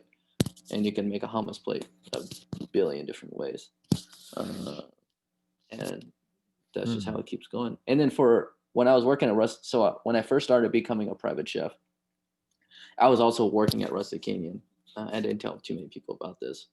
And then right after Rustic Canyon, right after I'd get off of work, because I was also part of their uh, production in the morning, I would get off at like 5:30, and I'd go straight to the store, and I would have no idea what I was gonna make, and I would just walk through the produce area, and I'd be like, all right, this, and then I'd have straight up 30 minutes to shop and go straight to my client's house, throw together dinner Damn. every day, and yeah, I didn't want to repeat anything, mostly because I didn't think it was okay to do it. I later learned that it would have been fine, but my clients are like, I've had private chefs before. Uh, I don't know how many dishes in we are. It's been like 3 months and I haven't seen a repeat yet. And I was like, oh, you're right. I haven't done that yet. And I was like, Yeah, well, I've never heard of anybody doing that, but I think wherever you came from, that was like a regular thing to that culture, and mhm, fucking mind blowing to me because I can't even get past 5 meals. Like my go to is vegetarian chili, or I make a yeah, baba ganoush that and that's it. I mean, that's what I'll do for myself, but to think beyond that requires a lot of like brain sweat to dig into figuring that out. For me, it's not an issue of, okay, let me pick out 3 4 chords and then I'll lay a melody on top of that. It's more than that. For me, it's like a lot of psychic energy to kind of like concentrate on. So it must be a process that you're very used to. there is like, I mean, there's a foundation that I can lean on. I know these. As a chef, you're kind of expected to be this encyclopedia. You need to know all these techniques, especially now. You need to know all these techniques, and you just need to know how all these flavors can go together. And right now, it's just very cool to put uh, uh, unconventional flavors together. Like chocolate and bacon or something like that. So I'm growing up as a chef in this new culture where like I need to know everything, and I'm really trying to push myself to be that kind of chef, and I become a private chef and have all this information now, and it's really interesting to put it to work. How'd you get started as a private chef? Somebody had approached me. I'd gone to this dinner. I had done a pop up dinner in downtown, and then I got invited back to just eat. And then somebody sitting there with me, she ran an agency and she was looking for chefs. So I got hooked up with this client, who turned out to be, now he's a good friend, and I still work for him to this day. Um, and yeah, and then I got into it, and then I left it. I only did it for the money so that I would have money when I went to Vietnam and took off work. And now it's my main job. Before you go into a house,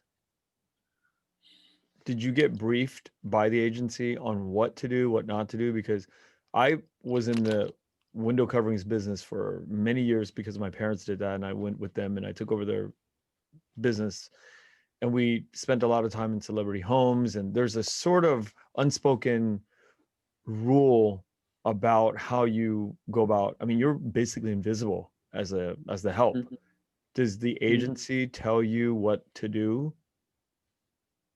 No, I had like 2 days of the CEO of the agency was also a cook too. She was incredibly hard worker. She came with me on the first 2 days, and eventually I was like, I got this. And then she left, and I think just watching her for those 2 days, it was enough for me to be like, I think I know what I need to do. Like, What did you learn in those 2 days that you did not know going in?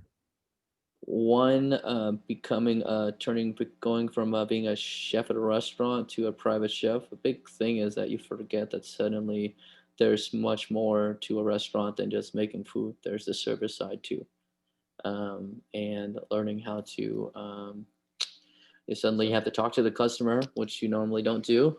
You have to like get the table ready and get served foods ready, to let the clients know when the food's going to be ready, how to communicate with them, and and another thing is to just a good private chef makes everything pretty personalized. Like you know what your client's going to want, and you're always just like in tune. You should be, yeah, yeah, you should know Anticipation.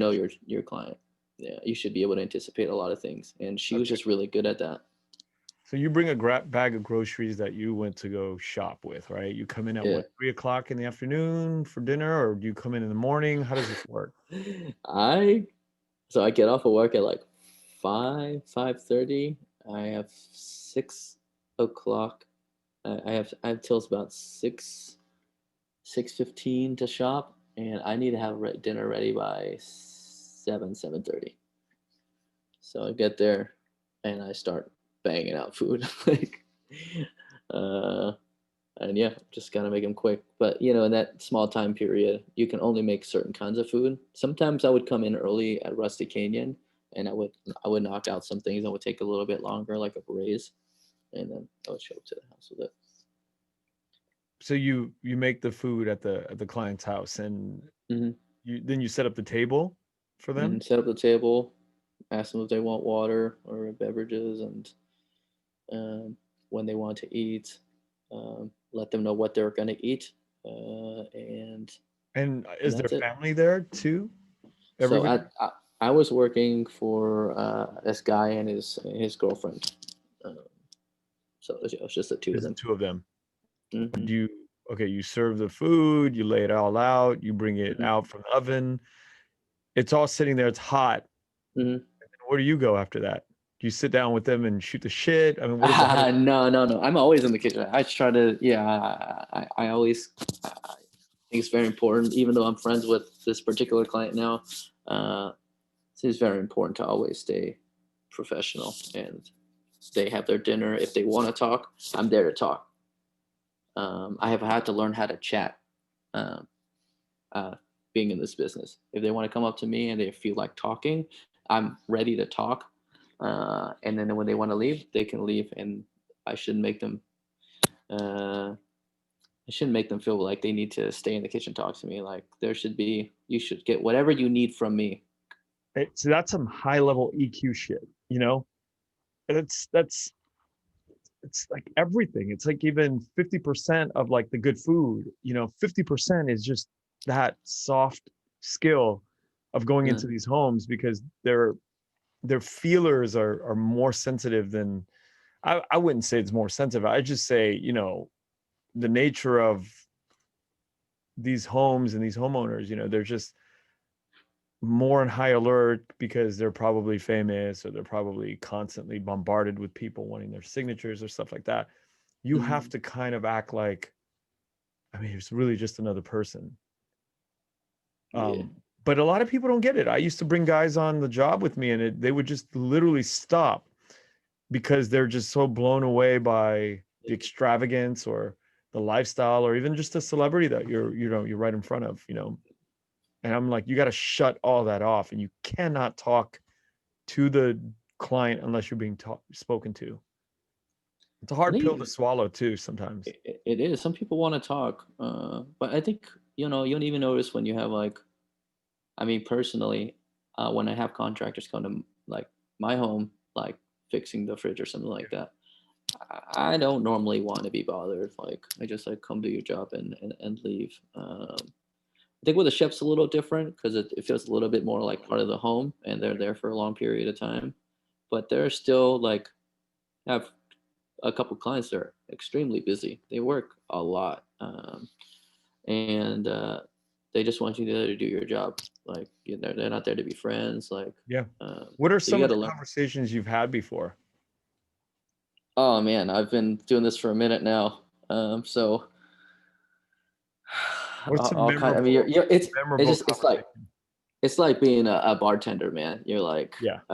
you are what they need to be. If they need you to be the therapist, you're the therapist. If they need you to just like uh, your opinion on something, you're there to give your opinion. And you always try to be as professional, but somehow friendly at the same time. Yeah. It's a fine line. Um, a recent one I had is I have this thing. I love kids, man. I love your kids. You see me like talk about me all the time. Yeah. Like Luca's adorable. Hearing, yeah. Um, um, but I have some concerns about bringing my own children to this world and whether I want to adopt. You know what I mean? And one of my clients, he's a rapper. He overheard me. He normally doesn't talk to me that much. He's so busy. He's not a nice guy. But he overheard me and he stopped and he's like, "You don't want kids?" And I was like, I was like, and he didn't let me finish. I was like, I might want to adopt. And he stopped and he's like, and he gave me all the reasons to why I should have a child, why it's ridiculous that I think maybe there's like a financial. I was like, it's kind of expensive to have a kid. He's like, listen, I got a bunch of kids. I may be really rich, but like most of the shit that my kids have, they don't need this shit. Like Mhm. they just need like some food, some shelter. Like all this other stuff is like completely unnecessary. And he went on for like 10 full minutes. And I've had a lot of people try to convince me, especially my mother, that I should have a child. And I think it's the first person to actually like make me think like, oh, maybe he's right. Maybe I should have a kid.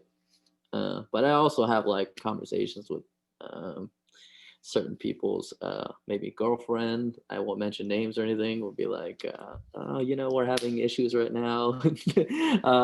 What do you think about this? And having to stay professional in a situation like that is it can be challenging, especially if you have actual opinions. Yeah, you feel like you have to really shut that part. 'Cause I consider myself a very gregarious, open person.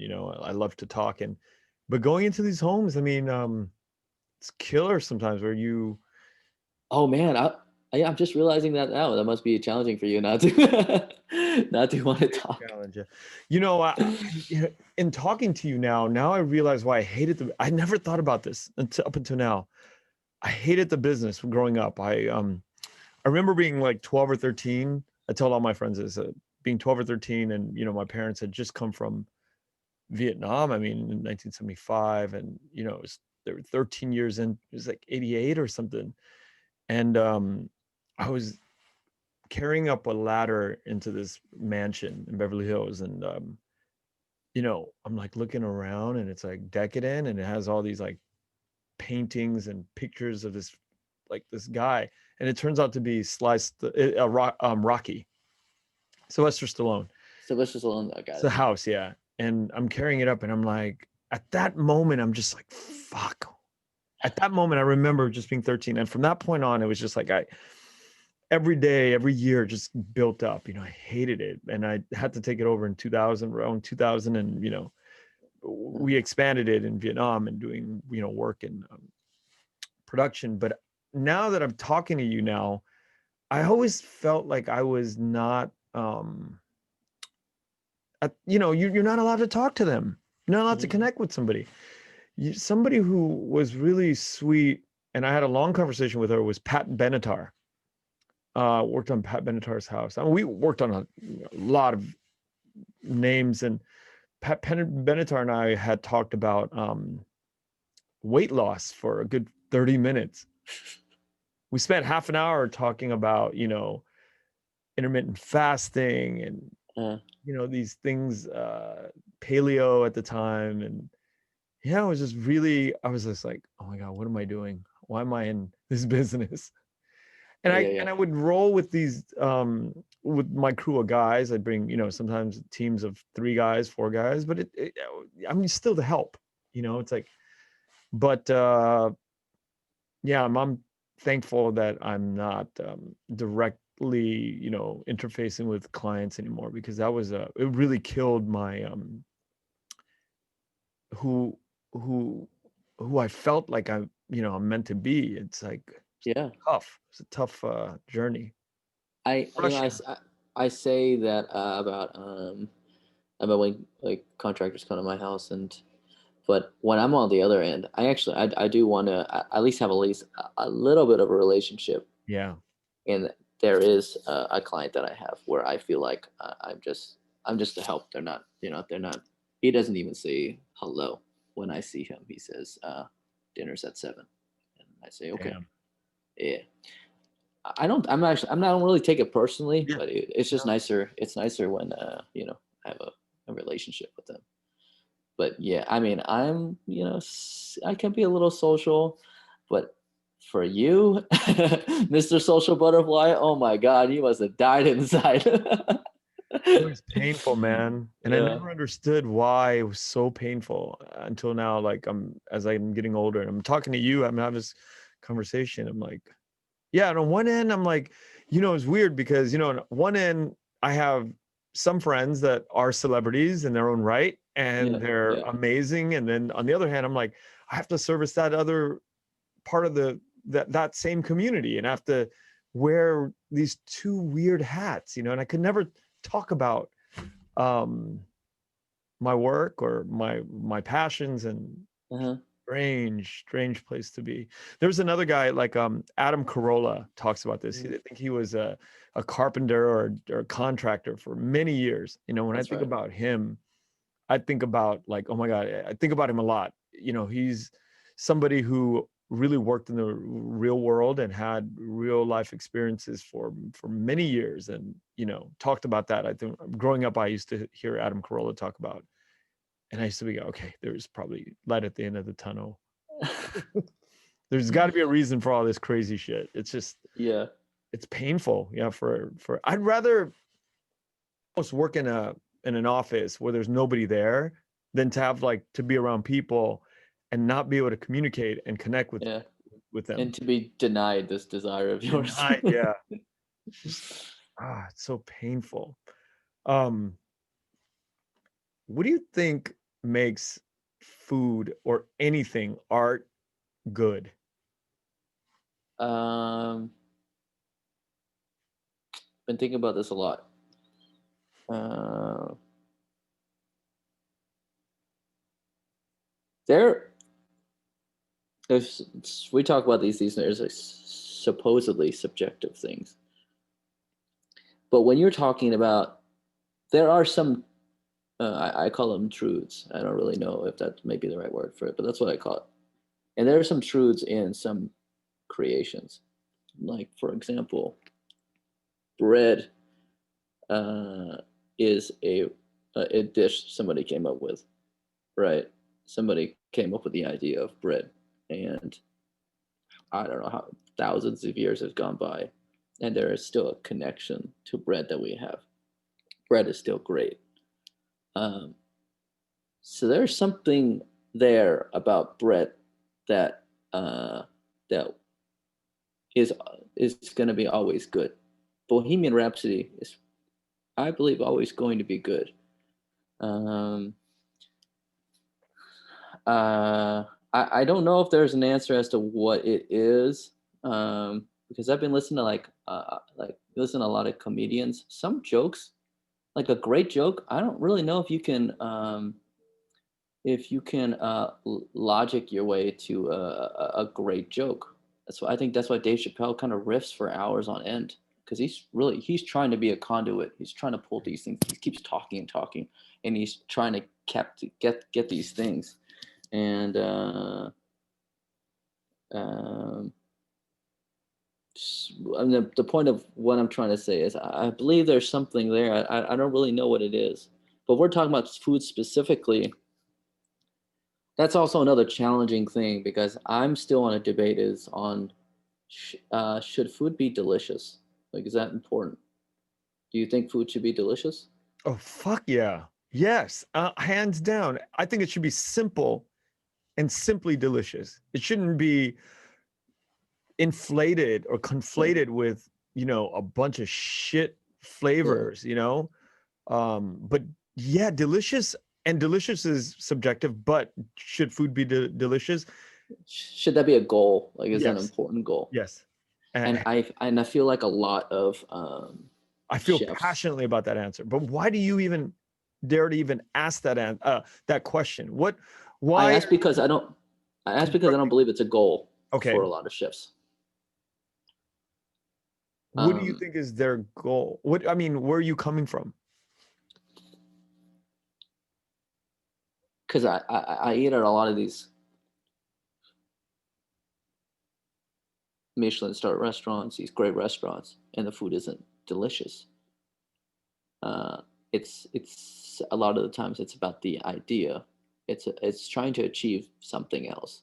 It's trying to surprise you. It's trying to give you a new sensation. It's trying to show you a new combination of flavors. Um, Okay, so what if what they're doing in that exercise is trying to deliver deliciousness and it's not landing for you, like a joke from a comedian or a yeah, song that somebody might think is good, yeah. but it's just not landing and connecting with you. But it's Mm. still delicious to somebody's ears or to their. That's true. I mean, I go to a lot of pop-ups, um, and I've definitely found some pop-ups to be inedible even, and I always wonder. And I'm not trying to talk shit about anybody, but I always wonder, like, well, I, they ate this and they thought this was really good. You know, Darren, I know some of these people are like known around town, so they're gonna do a pop up. You know, it's gonna be a big deal to them. They're gonna put some thought into this, and for it to be inedible for me, I wonder what are you trying to accomplish? Like maybe see, I'm kind of like having a hard time finding the words for this because I'm still not sure if they understand what delicious is. I feel like that sounds arrogant, but I don't believe that.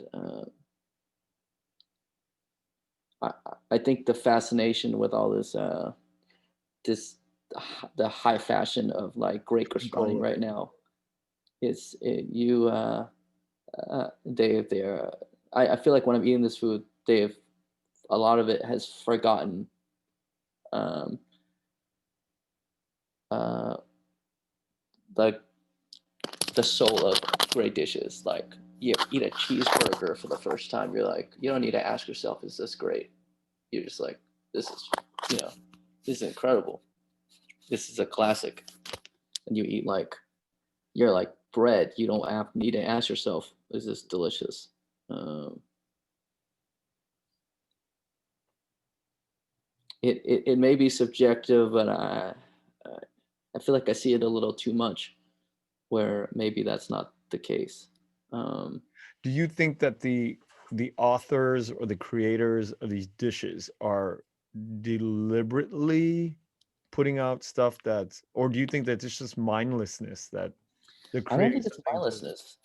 I think they're aspiring for something else, and it's been able to compensate for the deliciousness. I did something. You'll see it in some people who go to like nice dinners and stuff. The fanciness and the experience has seemed to make up for Yeah. the food. Whereas you go to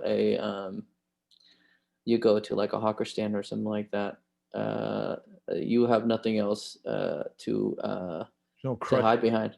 Yeah. There's no crutch to lean on. Is the you are there solely for the food. And if I take some of these dishes and I put it into that setting, and if you're there just for food, um, would you say it's good? I don't know. Yeah, I get your point. I get your Yeah, point. Japanese food for the most part stands on its own. For the most part. Like they get Japanese food is damn good, man. Those guys know solid, some. They know something. simple. Yeah, they know something. Yeah. Simple, solid, it's just pure. Um, and then you go to the fancy restaurants. Yeah, you're right. But I think one thing that I'm wondering in our conversation is it a deliberate thing? And Is is it it deliberate? quantitative? Like, can you quantify quality? Can you kind of put it on a metric, measuring system? Taste, you know. You ever think about just like pure like if we just judge things on satisfaction, like I've gone to some like nice meals before, and I'm like, you know, had I gone to In and Out, I would have had a much better time. Um, and I mean, for me, I think that that's something to pay attention to when I had made I remember doing Encom, and I was thinking, whatever I make, the bar for satisfaction needs to be something that I really love, like my mom's tit call, something like that. I'm not. I'm not trying to accomplish more than that. Anything more than that, uh, that can happen. But first of all, it needs to at least hit these goals. Yeah.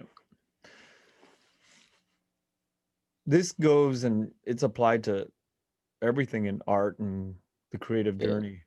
Um, there's things that are, in movies that are just like a visual feast, but the story doesn't move the emotions. Yeah, There's you do. You see it in movies. But so that's another thing. As like when I ask something like, "Is food delicious?" I also wonder like, story is really important in like movies and stuff. But at the same time, like two things on the like, Love Actually can exist, but and I enjoy it a lot. But also Wong Kar-wai movies I also really love, and they can both sure. exist, right? Um, and Love Actually is not for everybody, and maybe that's the case with food, is that Yeah, people are just making things that I just don't care for. Um, and I am on the side of let's do great work. Let's try to be Tarantino. Let's try to be Scorsese. that's why you know, it probably shows up in the food that you make, that level of detail and goals and there's another thing too that we're not talking about is I don't know if this is true or not, but our taste buds from person Yeah. might be limited from person to person too. Like the amount Uh, of taste that you have, yeah. right? The Uh, range of taste, the depth of your taste buds. yeah. It's got to be like if you take 100 of the best chefs in the world, I don't know if 100 of those guys all have 3,000 taste bud whatever receptors on their tongue Uh, versus maybe 1,200 receptors on their tongue. And but hmm. they're all 100 top chefs of the in the world, and you're like, okay, Yeah. well, maybe 200 of those guys have that. I mean, I'm sorry, maybe 20% of those 100 chefs of the top, have that the receptors, the ability to kind of like understand it, in a global kind of like, and I don't mean like global as in world, but I'm in your mouth global. Uh, Uh, you know what I mean? It's like, how do we know like they're not all like, nobody can be at the same level, but there's certainly things that I like to eat, you like to eat, that we enjoy, that sometimes I look at people around me, they're just like, ew, that's gross. Well, it's not gross because I can perceive what slight weirdness there is to that dish that I uh, just I love it. Like thick is one of those things that I love. Disease and weirdness and problems, with health aside, eating that coagulated fresh raw duck blood. I There's a certain magic to that dish. feel like I feel like that's a challenge that I really the challenge of having so many different. Everybody's tongue is different. Everybody's like smell is different. So everybody receives food a little differently, and everyone's looking for food, something else, and everyone's looking for something a little different in food, or what they're trying to get out of it. Um, but there's this like Steve Martin line, I believe. This is you need to be undeniable, and I feel like I feel like regardless, it is possible to whether somebody prefers this kind of food or not, that you should be able to make a great meal for them. Like there's like Christmas dinner. I knew that was gonna be. easily received by a wide range of people. Mm.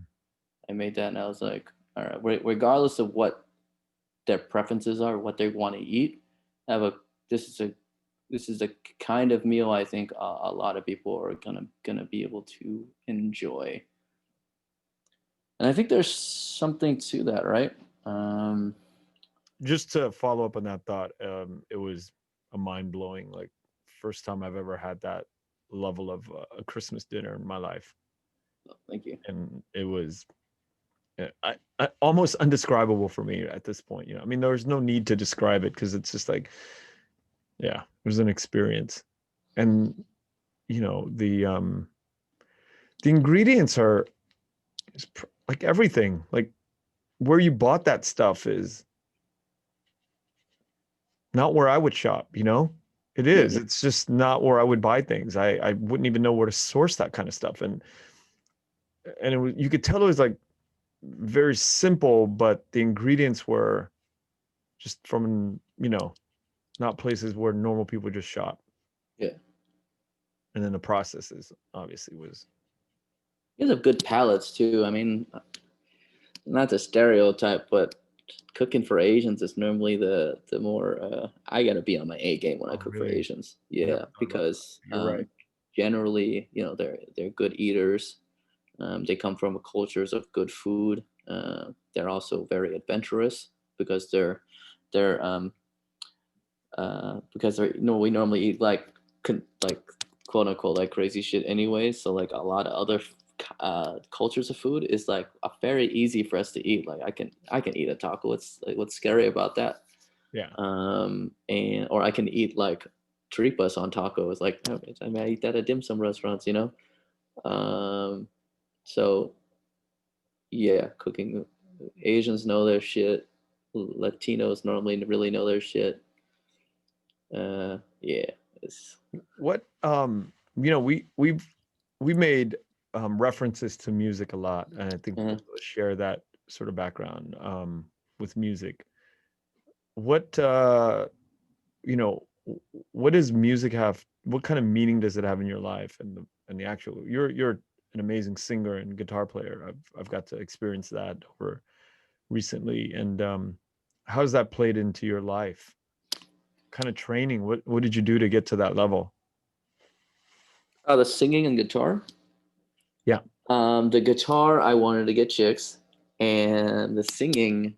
Well, I always I love singer songwriters. I love songs. I wanted to sing along, and I don't think I'm a great singer or anything like that. But for a long time, I couldn't really sing. I started a open mic club or a music club in high school, and we would go to cafes or like convalescent homes, and we would like just play music. But I just remember like, man, my singing is like not good, but my guitar was able to kind of was good enough in guitar where I could compensate for it. And I think since like 14 and now I'm 31, singing in the car for a long time, I'm going to have like a decent voice. Like that's my training. It's just like singing in the car and You've never had giving. voice classes or anything like that? Mm-mm, um, and then the guitar thing, I just like locked myself in a room for hours on end, and eventually was able to figure that out. But music, its role in at least my cooking is that I feel like I rarely eat food and it makes me feel like the way I feel about music. Like I want to eat food and it gives me the same awe that I feel when I listen to like Kanye West's music, just like, it's completely unreal, out of body. Like I can't believe somebody is able to do that. And the, um, well, music is, it's able to capture like a piece in time, and every time you play it just hits it's whatever the artist wants to give you, and it's a perfect replay of that. Whereas with food, there's a lot of variables. Every time I remake a dish, a lot of things change, you know. Um, but I am just always inspired by that feeling that I get when I listen to music. And I was like, how do I want to do that? Like, what if I was Tom York of food? What would that look like? Uh, Another thing is that I think it's at least for me very challenging to understand what point in my career I'm at. I don't really know. I'm a fairly self-aware person, but in terms of my career, I don't really know where I stand. I think I'm a decent cook, but you know who I am relative to other chefs, it's very hard for me to understand. But when I look at it relative to, like, I really love J. Cole, and I've been following J. Cole since he dropped his like early mixtapes and until now. And if I can just like kind of imagine where I'm at in his career, it helps me understand Interesting. the relevance of what's going on with me. And I've told you before, uh, um, I think it's much easier to understand these abstract ideas when you are able to foil them with other things, you know. And the more you understand things, the more you can kind of just piece together. You know, I'll use MMA to kind of understand like uh, how to become a better chef, and I'll use like rap music as a way to figure out where I am in my career. When I dropped Income, I was like, this is my mixtape, and I need to take it seriously, like my mixtape. What does it mean? And what I need to accomplish? What does a good mixtape accomplish, and how do I parallel that to what I'm doing? There's a creative relativism happening. Our our Asian tiger moms had something up their sleeve. They figured, piano or Yeah, yeah. violin. But all funny business aside, I mean, that understanding of another creative discipline, when you kind of blend it all together, it makes a big impact on how we practice our work, how we go about it. I think you get better too. It's hard. I think it's hard to produce great work if you Yeah, only do the one thing. 'Cause it's hard for you to open your mind out. it really Because is. if you want to be a vanguard, if you want to step outside the box, then Yeah. you had to have been outside the box. You have to borrow from different disciplines and bring it in, because Uh, otherwise it's stale. It's not. It's one dimensional almost. because you just use the same blueprint that's been before you. Yeah. It's gonna be very challenging to move forward. God, this is the thing that I know music is changing in Vietnam, but when we were growing up, you had Paris by Night, and you had all the singers that came out of that. Yeah, you're shaking your head. But I thought about it. I thought about it for many, many years. Why um, the youth that I was growing up with, the youth culture wouldn't consume it. Obviously we didn't have a connection to the old music that was being sung on that label. But the thing is this: it's like the growth of uh, the sort of pop music that came out of the 70s or the 60s out of Vietnam. It was kind of being replicated, and you had the same chord progressions and the same sort of like feel that never really grew. um you take American music, jazz, you take the Black experience, you take rap, you take all those things, and then you mix it in with all of these other musical traditions in the United States, and it gives you this sort of freshness that makes you want to consume it. You know, Uh, it gives it this sort of like this pop, this spice that you're just like, okay. And I think with the Paris by Night music growing up, yeah, and that's not to say that I didn't enjoy a lot of the stuff that did come out, because I could appreciate what yeah.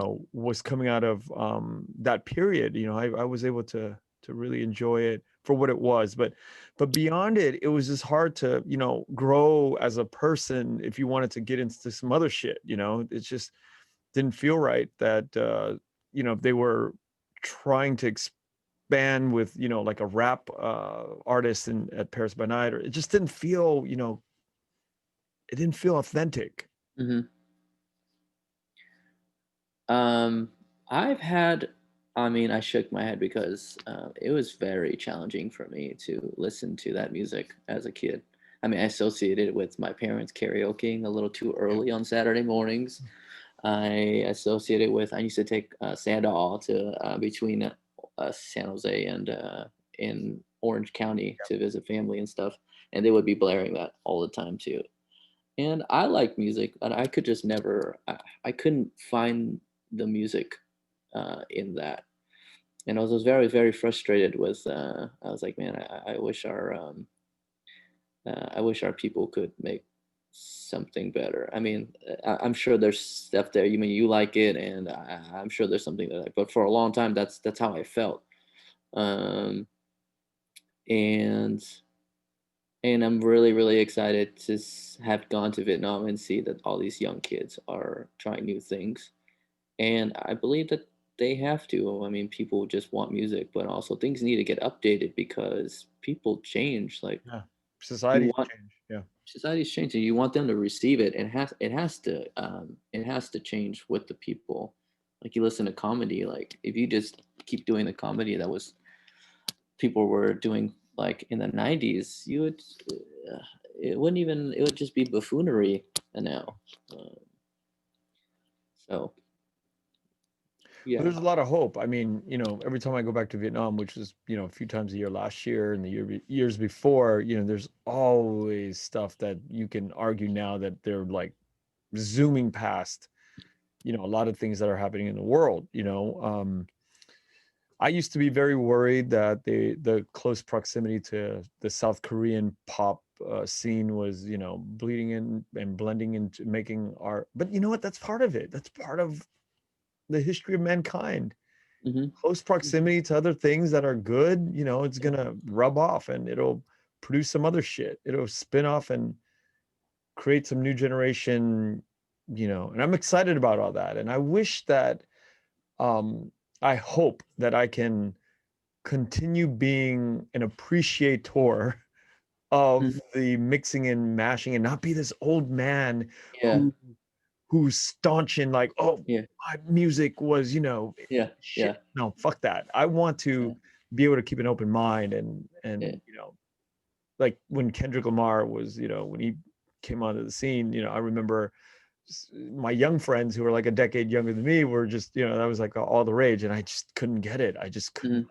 and I still, on some level, cannot get into it because I'm a child of the Tupac Biggie era, and that Yeah. kind of music is just the right amount for it.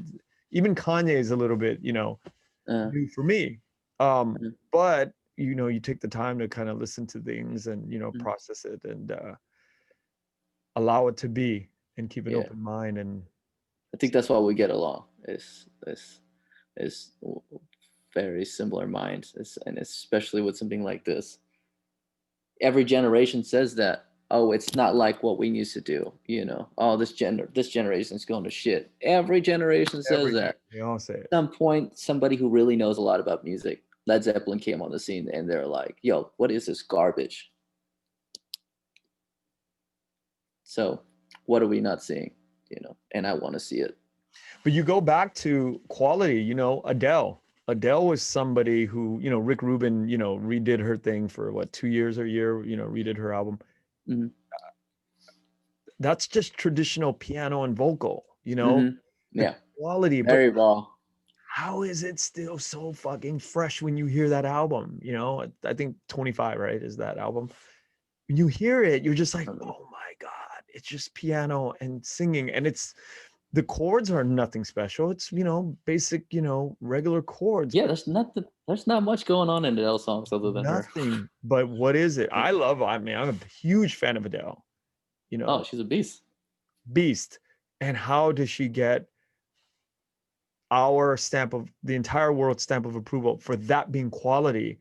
And you can argue, like, you go back to the Paris by Night music, it's basically the same thing. It's vocals and a bunch of piano and synthesizers. Mm.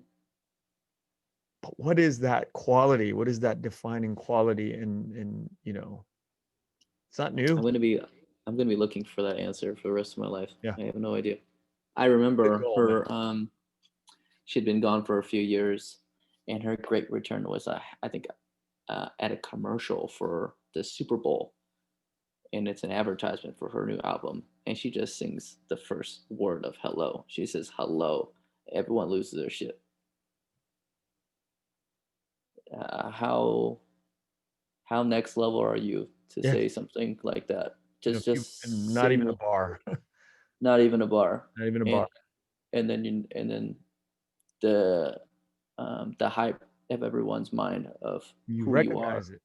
and then for you to meet and exceed those expectations with a word. There's I don't know what it is. Other Magic. Yeah. It's that there's a conduit too.